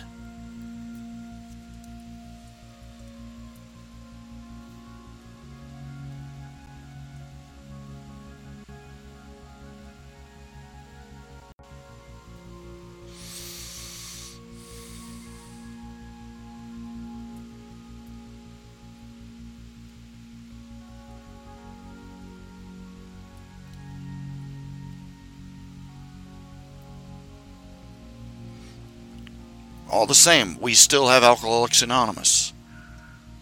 Because we're not stupid. We recognize that regardless of how natural it is for somebody to become an alcoholic, that it is harmful.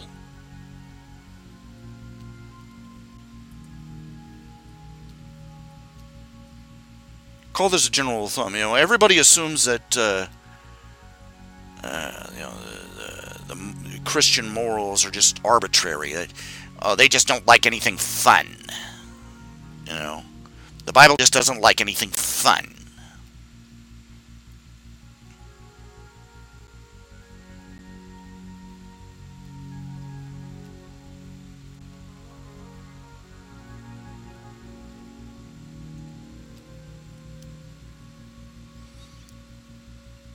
The commandments of the Bible, the moral code, the law.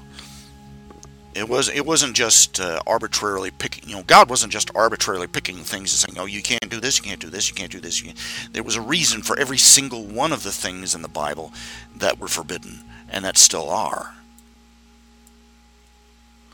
The law was basically God's, just God shouting at humanity, saying, "This is bad for you. Do not do it." And humanity, being what it is, ignored him and paid the price.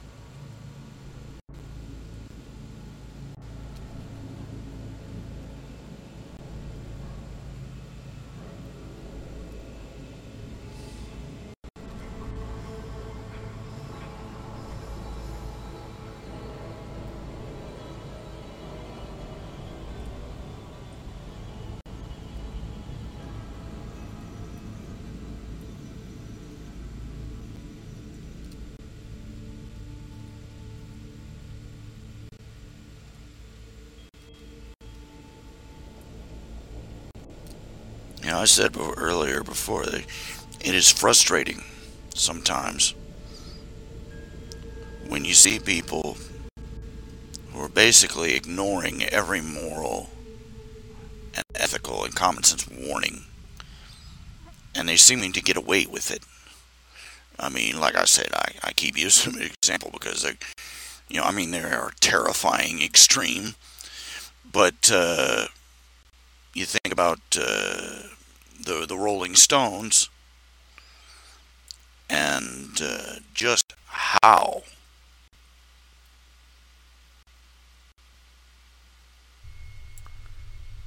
uh, extreme. I just you know, if there was a vice, they did it. And yet here they are. They're old enough to be great grandfathers. I think the average age is like 75 in their group, and they're still rock and rolling up on the big stage. And the party is going, okay, God, I'd like what the story is here, and why they're getting away with a lifestyle that would, kill me deader and disco in a week.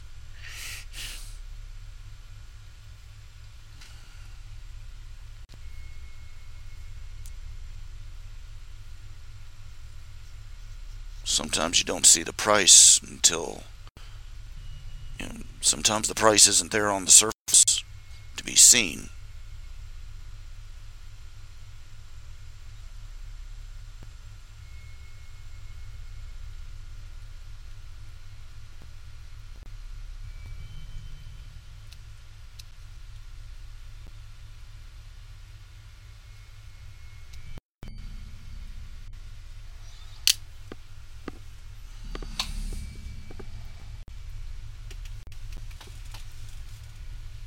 Some prices we don't pay until after we passed on and we have to give an accounting before God.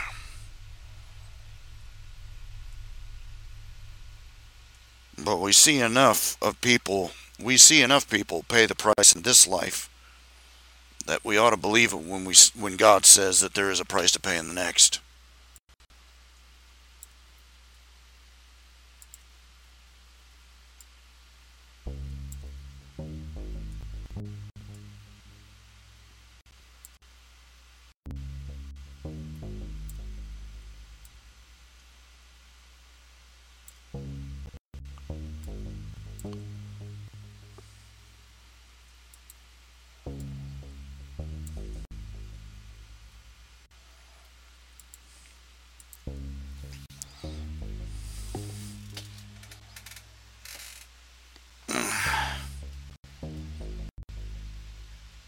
For those Christians, we pay a price in rewards, not one. The Bible says that we are forgiven, and our sins are washed away, past, present, and future. But we will stand before God, and the works we did in this life will be put through a trial by fire. And the things and the wicked things we did and the selfish things we did for ourselves, the folly would be like wood, hay, and stubble. It's only the righteous things, the things done for the sake of God and for the sake of the message and the mission of salvation. Those things will come through like gold and precious gems, purified by the fire.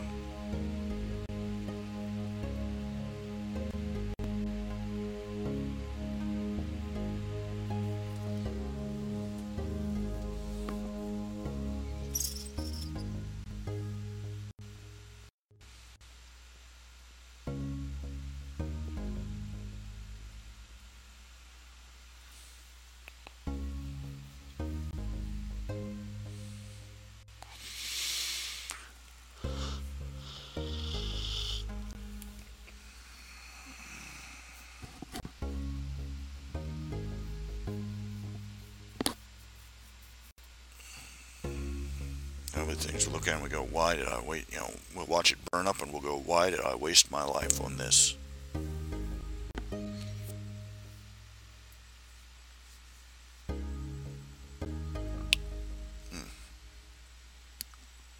All the missed opportunities, you know. Anyway.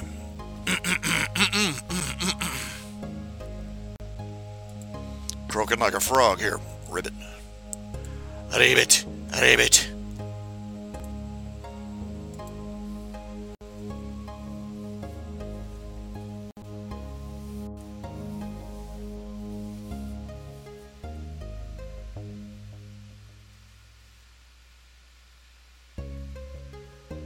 Kinda hurting.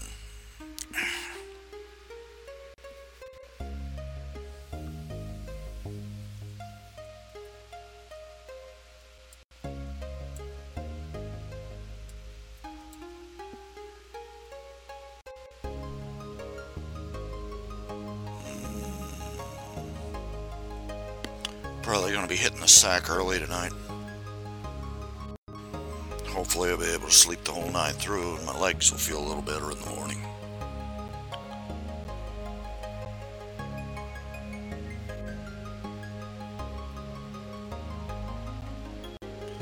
But, I'm going to go ahead and log out for now. It's been, what has it been, a little over 2 hours? 2.5.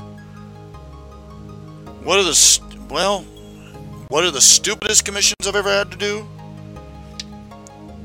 I don't know. I don't think I've ever really had a particularly stupid commission. I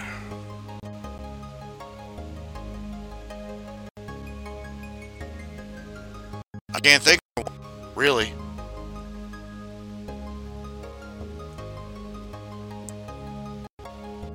I've never had anybody ask me to do something, you know, anything that I thought stupid.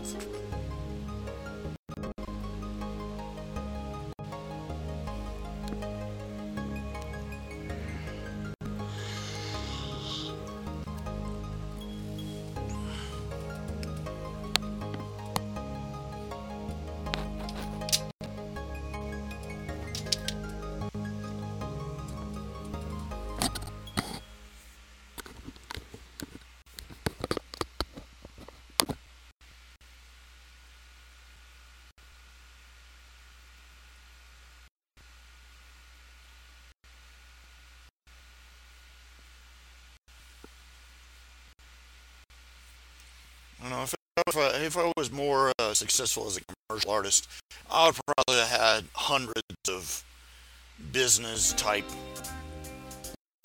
commissions, you know, ad campaigns and crap that I would have had to do. I'd probably have stories like that for you, but not really. I've never really had anything like that. I've had some that you know, just, you know, I sort of had to sit there and go, think it over. Like this one here, the wildebeest looking thing, sitting there reading a book. That one was kind of weird. In case you can't tell, the creature's supposed to have 4 horns and 4 ears, and that was a requested image, and you know, but I drew it, you know.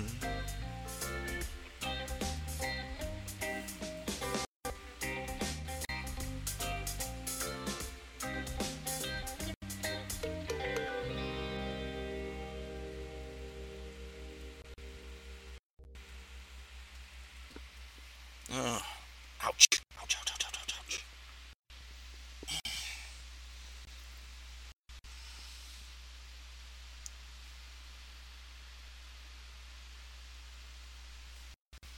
Leg almost feels like an overinflated balloon. Hurts. Yeah, shining arm cadence. That was just one I did for myself. I just like that one.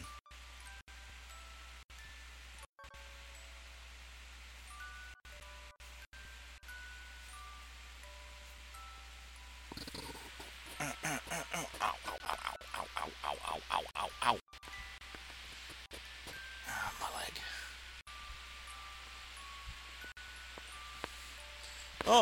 finally watched a couple of, watched that episode is The Perfect Pair, My Little Pony. This is a very well made one. It's you know, get you right in the feels. You know. We finally got to see uh, the Apple family, the Apple siblings' parents, and they went kind of surprisingly bittersweet. Even though this is, they're talking about their dead parents. That's kind of, that's kind of a tearjerker right there. But it turns out that they were opposite sides of a family feud. That their mother was from the Pear family, and well, when it when at the end of the episode, Buttercup, her actual name was Pear Butter, got married to Big Mac. Her father gave her an ultimatum. Either you give, he caught them at the altar. He said, either you give this up, or you give up your family. You abandon. You lose your pair. You use your family as a pair. And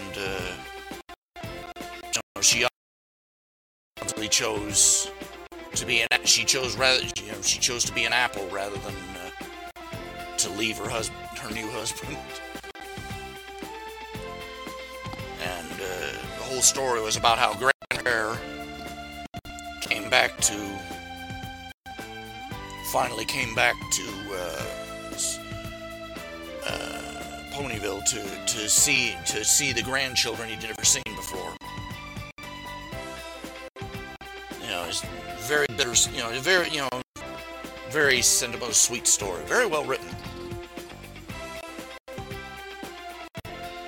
Commissions that I wish I knew the context for, but never found out.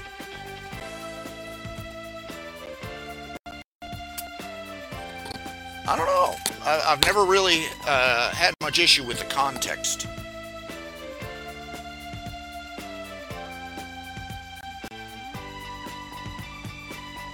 I've had a lot of commissions, and generally, when they're going to use it for something specific, they tell me. It's part of the commission request.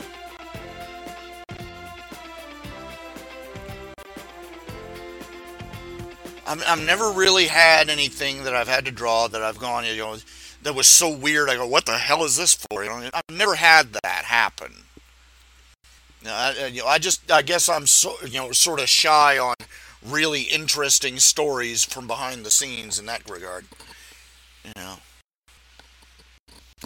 Generally, when people request a commission, they tell me what it's for. And most of them go above and beyond the limit and giving me just details on what they want for the commission. I've had people make commissions and they give me their characters, their life story, rather than a physical description, and I'm like, that's nice. It's great that he comes from a family of 7, but what does he look like?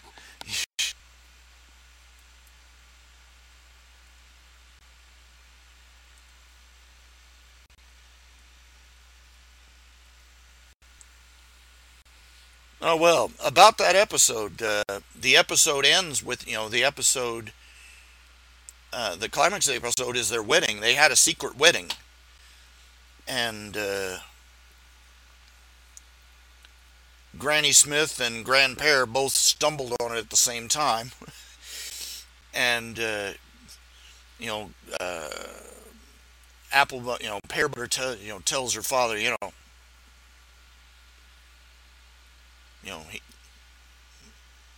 I love him and I'm not leaving him. and but it's very obvious that Granny Smith immediately becomes a lot more sympathetic because she actually comes over and comforts Pear Butter after her father runs off. Last Saturday's episode of My Little Pony, that would be the one they publish. Their friendship lessons as a book, and everybody goes ballistic, arguing over who made the best stories. Uh,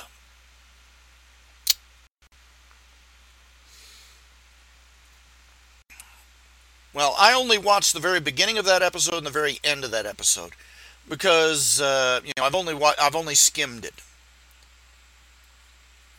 because largely because it seems like one of those episodes where everybody acts like a jerk. All the protagonists who you're supposed to identify with, for inexplicable reasons, suddenly start acting like egotistical jerks. And I'm really not up for that. But I'll probably sit down and watch my way through it eventually. Is the episode going to work its way into my stories? Oh, well, the details of Bright app, Bright Mac and Pear Butter, their story, yeah, a little bit of the details of them will end up in the story somewhere. There'll be passing. One of the apples will talk about their parents at one point. I do try to correct. I've gone back and corrected, retconned parts of the stories. For instance, in the Great Alicorn, I had to go back and I went back and changed the description of Pinkie Pie's family after we had one episode where we met them. The whole family, and I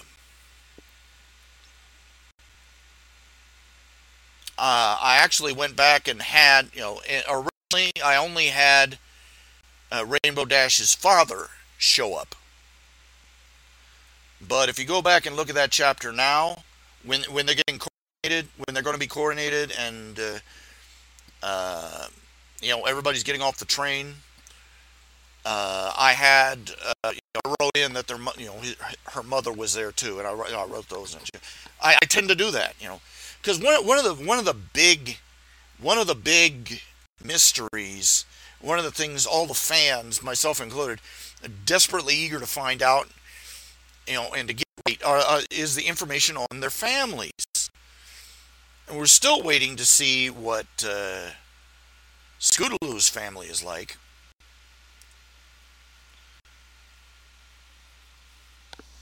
And, if they ever have an episode with Scootaloo's parents in it, that's going to make its way into one of my stories eventually. I don't know what I'm going to do about the changelings, though. They basically revealed that they look that way because they're sick. So I've sort of got to make my stories change to accommodate that. And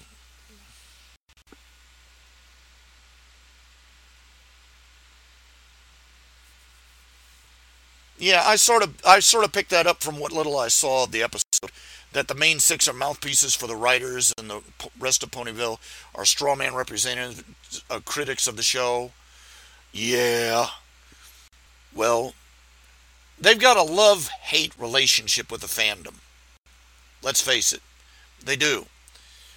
Episode 200. Episode 200 was nothing but fandom references from beginning to end.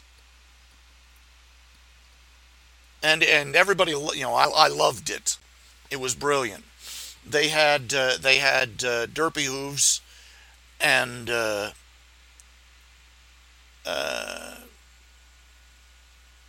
clock pony. What do they call him? the pony that's basically supposed to be Doctor Who in a pony body. They had him as a sort of eccentric scientist, and they had, they even had, uh, dozens of fandom references. So they're following, they're following the fandom and the fan fiction and everything else. Well, Moanpei hasn't made an appearance in the story yet, but eventually she will. Pinkie Pie will make a reference to her at some point. I had to fit in a reference for, I fit in Sunset Shimmer, and I fit in Starlight Glimmer too. I personally think that the way I handled Starlight Glimmer was fairly clever. Had her get back with her old boyfriend, basically. She's now, in the Great Alicorn Hunt, she's now working with her old boyfriend in the Crystal Empire, doing magical research.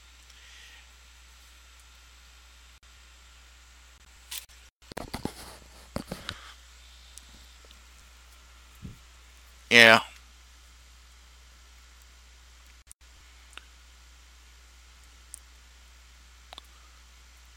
Oh, well, let's be fair. They're doing the best, let's be fair here. It's not that they love blind praise and hate critics. That's an oversimplification. It's just that they are being, think about it. Some of the criticism they get, some of the, some of the criticisms and observations the fan make, they obviously listen, and they even incorporate some of it.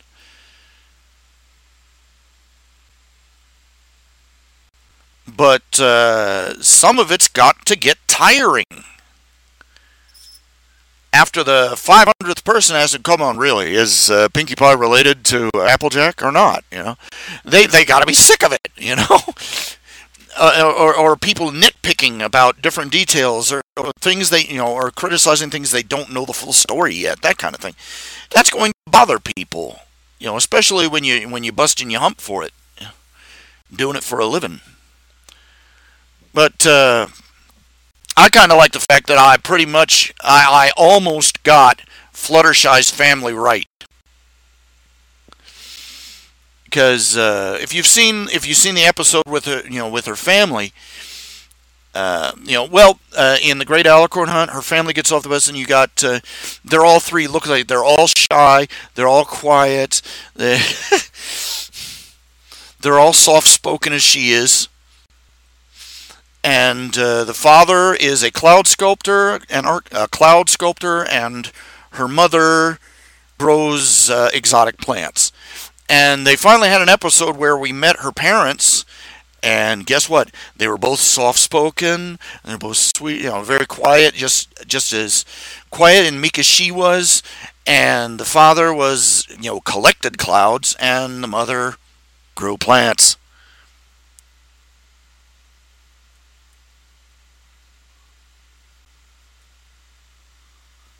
Well, Final Legend Zero, there was that, like I said, episode 200.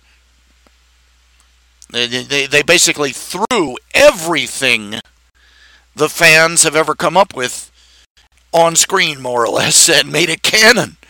I mean, you gotta say that's, if nothing else, it's one heck of a peace offering, Of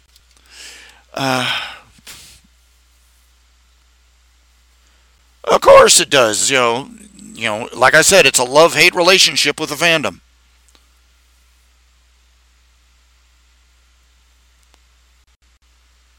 I have one of a little bit of that myself. I write The Rise of Darth Vulcan. He's supposed to be a villain, and they're either it's not that they love him or hate him. It's that this is going to sound strange. They love or hate him for all the wrong reasons.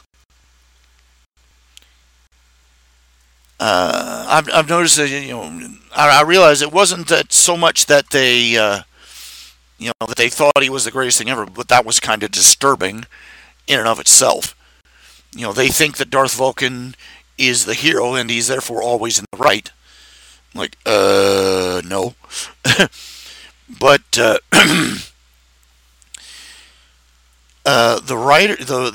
fans, some of them confused. It just upset me because they were criticizing him for the wrong things and praising him for the wrong things, and at least from my perspective, like things that he did that I thought were common sense, or things he could only he was backed into a corner and had to do. The fans criticized, condemned him roundly for that, and made just. But other things that were supposed to be clearly evil on his part, just selfish and spiteful, and and just plain wrong, they thought it was great.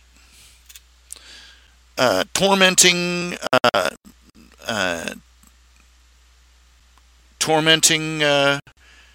Diamond Tiara.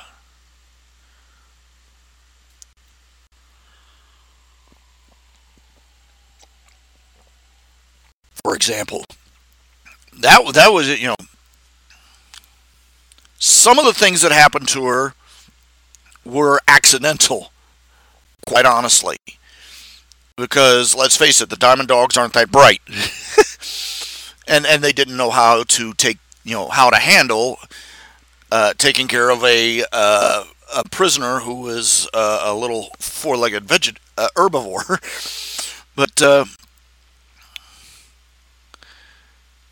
But some of the things, Darth Vulcan is just sadistic. And I did it largely because I wanted to whip up sympathy for her a little bit. Just a little bit of sympathy. And people were like, just what she deserves.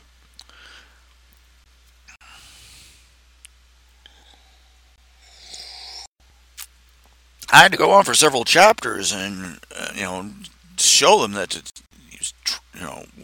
just how bad she was broken by this before people started expressing any pity for her, and that disturbed me deeply. But on the flip side, there are things he's done that they cast it in the worst possible light, like the Broken Birds. The group I'm talking about, the Broken Birds, the handicapped group of Pegasi who got shafted by their hometown, and they in desperation they go to Darth Vulcan to try and strike a deal because everybody else has betrayed them. And they have no one else they can, they can't trust him. They know they can't trust him, but he's the only one left to ask, and he helps them. But he also points out, you backed yourself into. He points this out to them. I made a point. He wasn't trying to entrap them. He told them straight up, this is going, you do this, you backed yourself into a corner.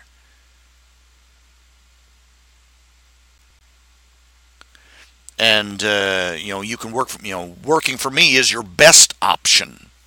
But he didn't force them to work for him. But but all the fans were like, oh, he tricked them and conned them into ruining their lives. I'm like, their lives were ruined already. That was kind of the point.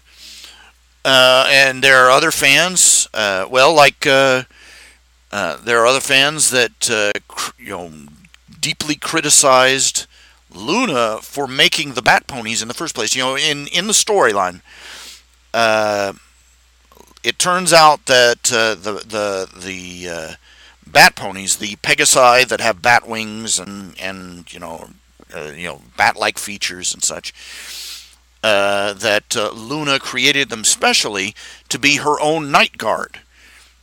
Used her magic to transform them into a new kind of Pegasus.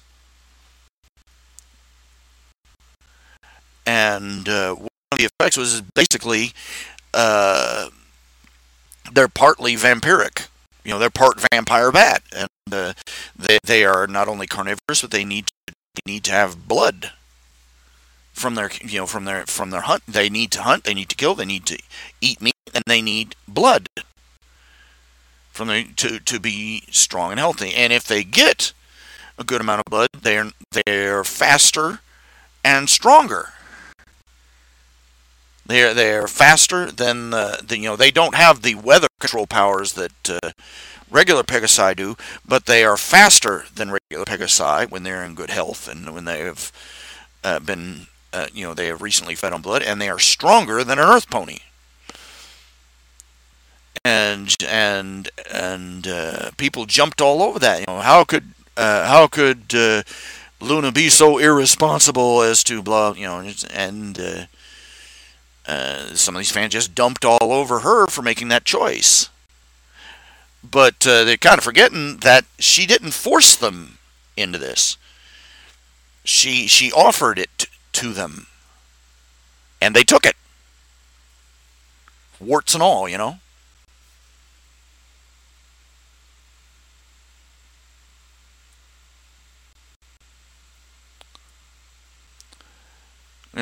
it really unsettles me. Is the predicting which way the audience's ethics are going to bounce.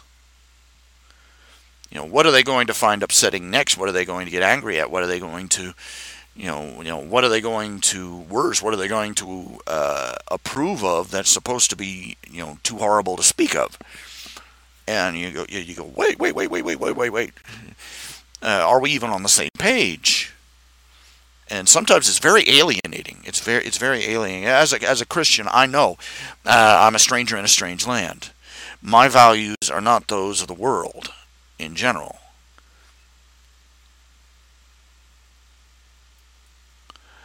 And I have been raised differently from most people as a consequence of being raised in a Christian family.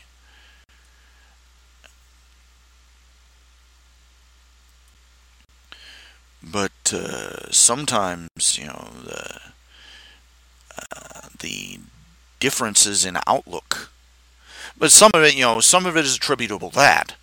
But others is just simple human confusion. You look at these other people and you can't quite understand how they could come to this. Why they have this particular, how they could come to this particular ethical outlook.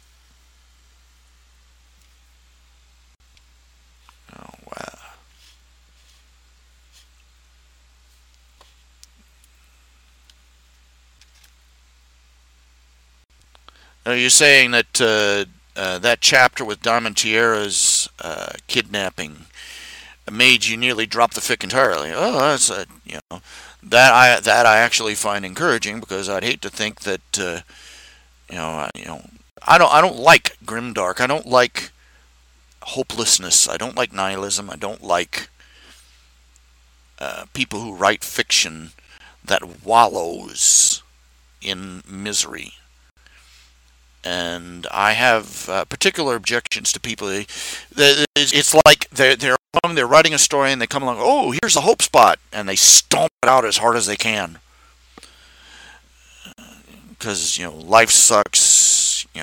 Nobody loves me. Everybody hates me. I'm gonna go eat worms and listen to my NoFX tapes.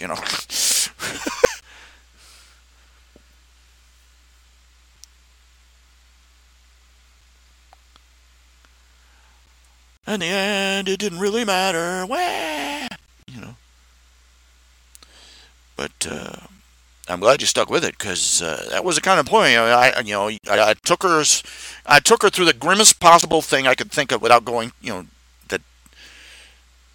without crossing my own lines.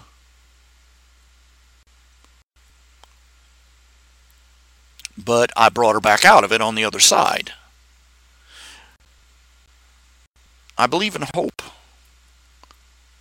I struggle to have it in my own life on a daily basis.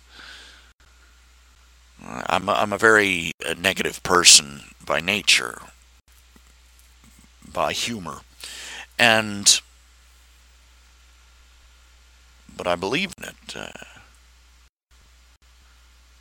I believe that God is in His heaven, and that someday all things will be right again.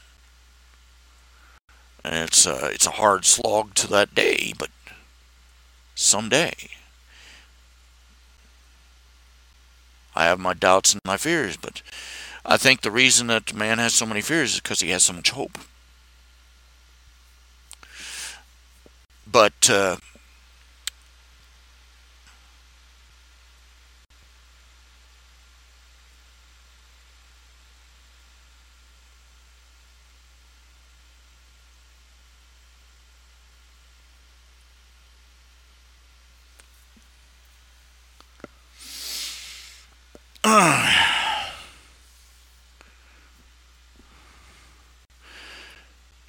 and one of the things one of the things that I'm not quite getting across with the character with Darth Vulcan.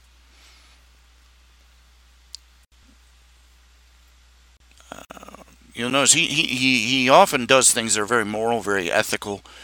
That would be heroic if they were done by somebody else.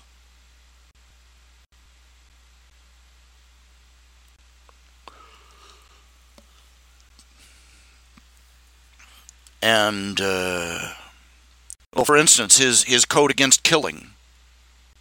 He does everything in his power to avoid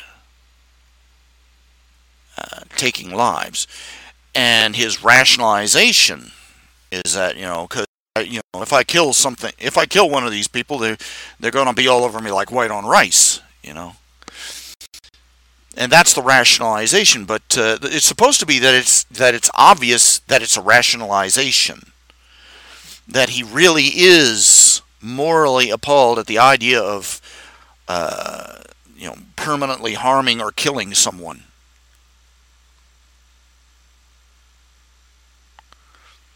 But apparently that side of it isn't coming through in the writing.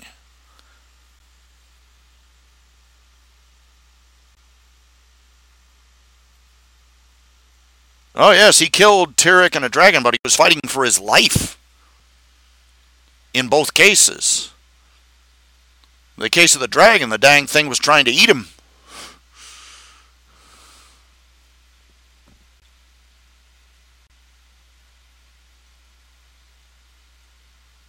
In fact, you'll notice he didn't kill it. He didn't kill the dragon. He chained it.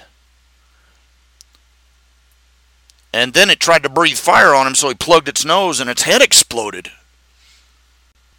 He was planning on chucking the dragon out the front door. Chasing it up, he was, he did, but once he killed it, he was like, well, crap, Well, yeah, then he ate the dragon because he had an entire,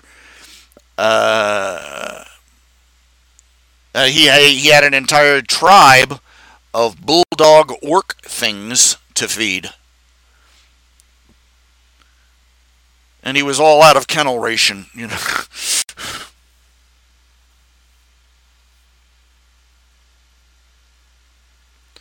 And when he killed Tyrek,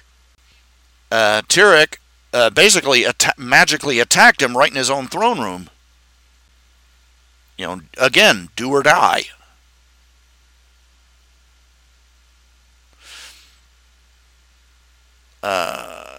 What I'm saying is that it hasn't come through in this. It's not showing through very well, and that's my failing as a writer.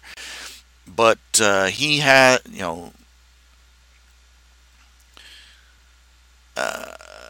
Darth Vulcan has been rationalizing a lot of the things he does, but he's on both sides of the moral scale. but he is trying to pretend to even to himself that he is harder or ruthless than he actually is.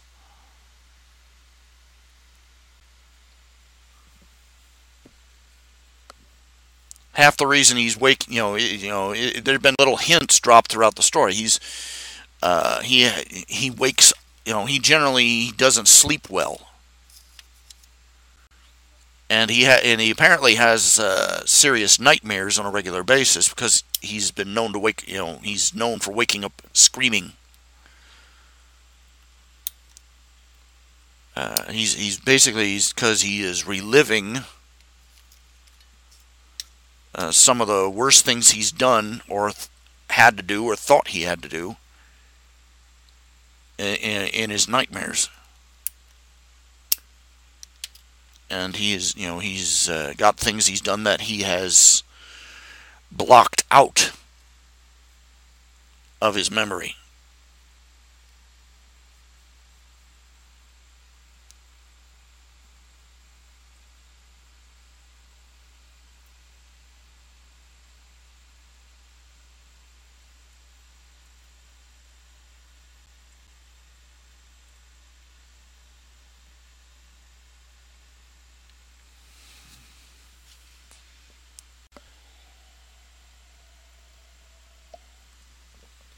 He's got a few repressed memories in there, and it's not because of the medallion. The final twist is going to come as a very big surprise to a lot of people about that amulet. Now,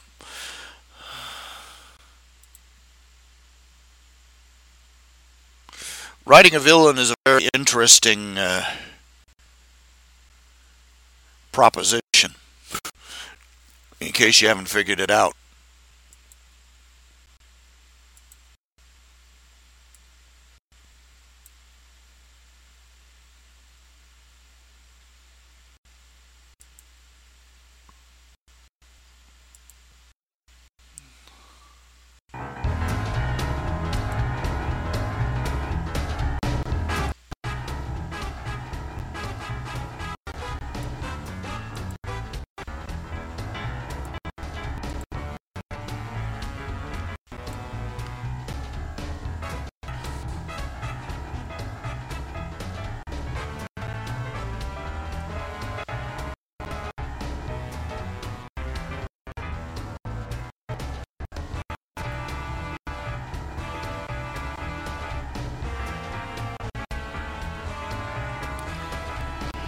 True. I want to see one side is completely good and one side is completely evil. That's one argument. That's one possibility.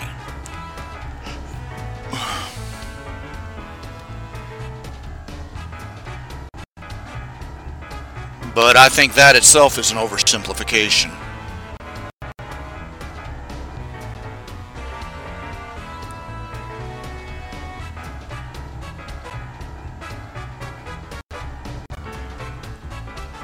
I think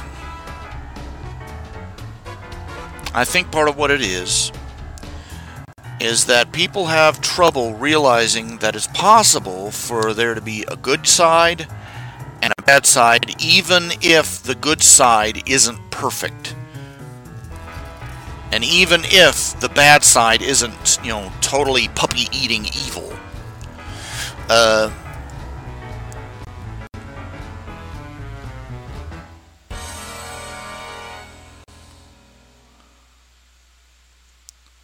I mean, take, for instance, World War II. There are people out there who will equivocate between America and Germany in that conflict. They'll go, they'll say things, oh, well, America was bad because they had racism back in America, back in their land, and and they didn't respect women's rights, and they will take the fact that America was flawed to conclude that America did not have any moral high ground in the conflict. There hasn't been a perfect person on earth since Jesus went home. We have to learn that. And we have to be taught it over and over and over again. And the fact that a villain has certain, falsely call it redeeming qualities. Virtuous attributes are not redeeming.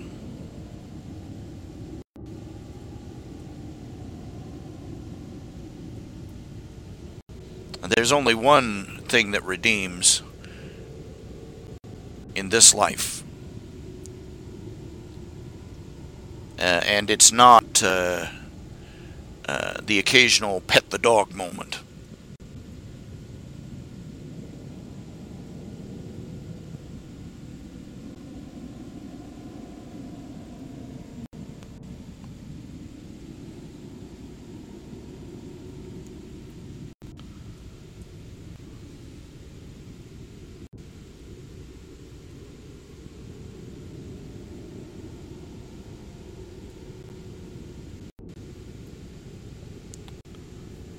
The people can't accept that the virtuous, we're all in need of redemption, and that redemption can only come from the Christ.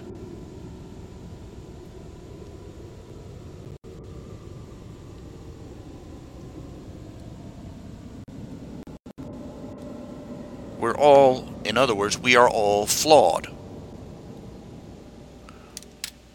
But when it comes down to a conflict between two causes, one of them right, one of them wrong, the fact that there are less than virtuous people on on the side of good, less than perfect, the side of good is not the side of the perfect.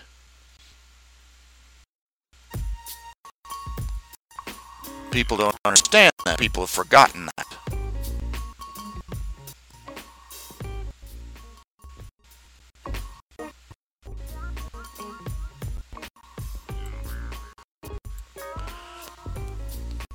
And the fact that the wicked occasionally do an occasional good deed doesn't change the fact that they're the bad guys, and that they have to be stopped, sometimes by any means necessary. I'm recalling all these pictures I've seen online, various photographs taken. You'll see these photographs, and you'll see it's an old black and white photograph from World War II. These smiling soldiers all standing around and playing with a little kitten that they found in the trenches or in the bunker. And then you take a second look and you realize that they're all wearing German uniforms. The fact that you guys took a minute to pet a little kitten doesn't change the fact that 5 minutes ago they were probably stuffing a Jew into an oven.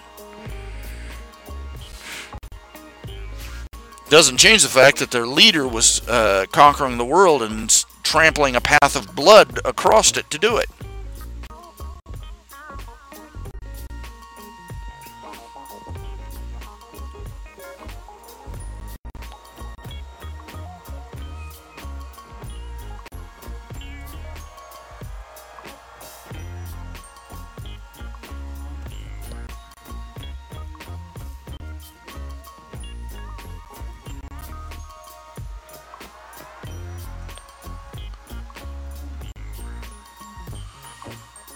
It's not that they want to see one side good, one side evil, when both sides are wrong to some degree. Wrong to some degree, that's misleading. It'd be better to say that they don't want to accept that the good can be flawed and still be good. That the wicked can have moments of basic decency and still be wicked.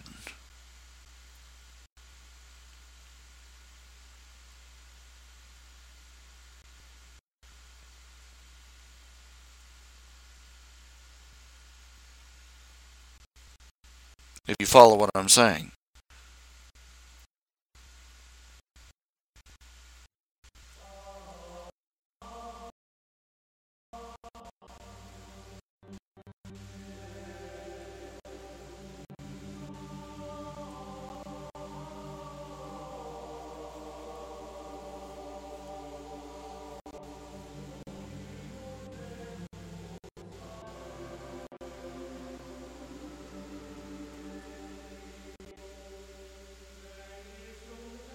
Either way, both sides need to turn to Jesus for redemption from from the fatal flaw.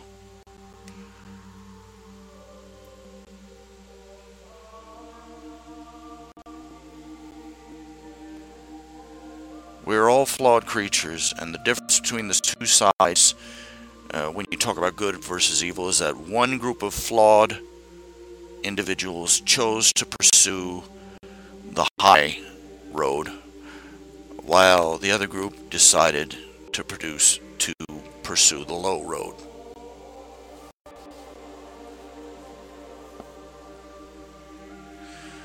This is what I was talking about with the game, that game I love so much that I used to play all the time. Can't play it anymore because my current computer is so outdated it can't run it. In fact, it can barely run Candy Crush. But anyway, the game is WildStar, and it is very obviously written right from the start that you have two sides: the heroic outlaw rebels, the exiles, who are fighting against the conquering Galactic Empire Dominion, and who's the good side and who is the bad side couldn't be more distinct. You look at World of Warcraft, it's the Horde versus the Alliance, and I'm sorry, but the Horde is an invading force. They're the bad guys.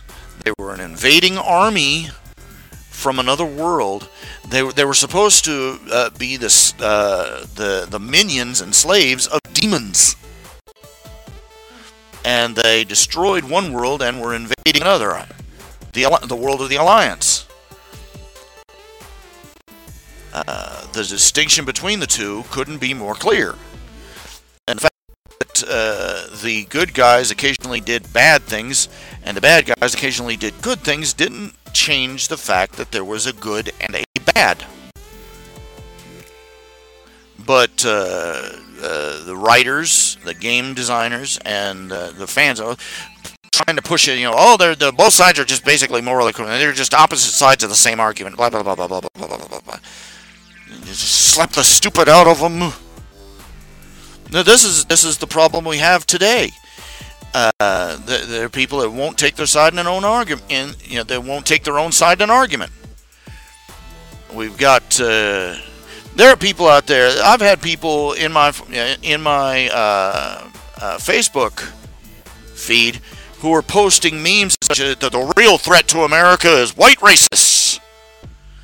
Meanwhile, you've got Muslims chopping off heads in the streets. You got rape gangs prancing through Europe. Again, Muslim. Oh yes, absolutely. It's it's white racists. American white racists that are. I remember when a bunch of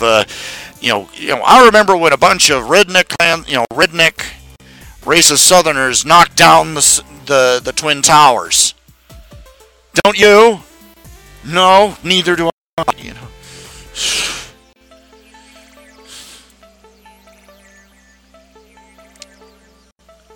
And when confronted with a force for evil, their first reaction is to equivocate and to try and claim, oh well, that's their culture. Oh well, we're no better than them. Oh well, they just have different. They're just it never stops. One high school teacher wrote. He said the nation screwed. Because one day he got in an argument with one of his female students, and he couldn't even get her to say that the mass murdering human sacrifice of the Aztecs or the Incas was wrong. And she said, but wasn't that just their culture? That was her whole logic. That was their culture.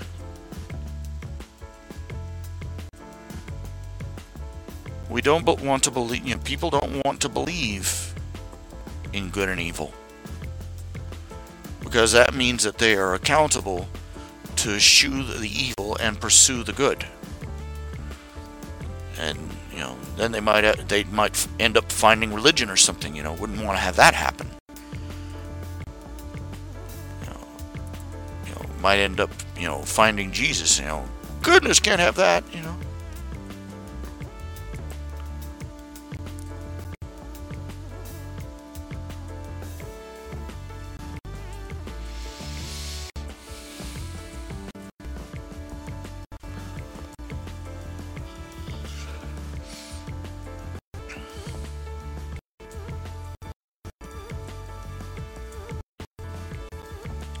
It's hard though when I'm writing Darth Vulcanus. I have to put him in. I have to put myself in his shoes, and I have admit it. I really don't want to have him do anything any more evil than he already has. Is that just because at some point I want him to have a moment of redemption, where he realizes where what he has become. But if I take him too far,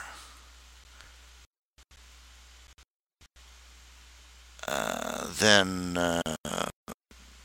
people just won't be able to swallow it, really. Because that is human.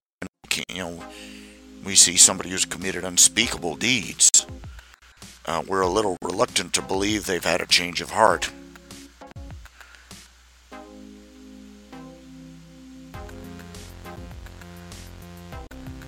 A road to Damascus moment.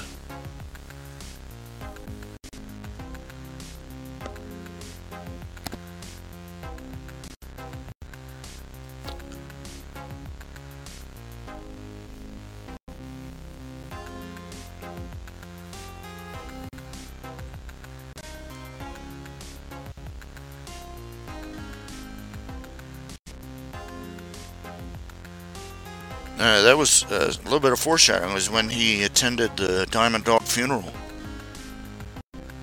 and he realized that it wasn't. People have misunderstood. It wasn't that he thought he was in a cartoon and that nobody could really get hurt. It's just that he didn't think about it.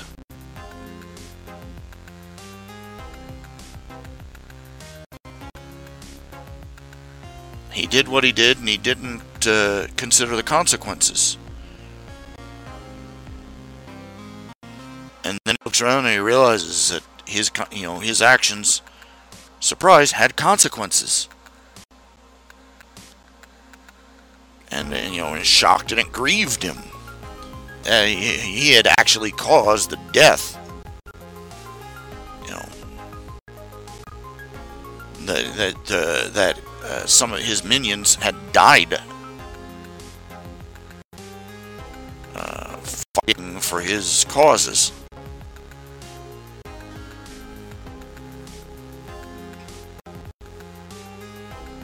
And that's a shocking realization for a battle-hardened military veteran.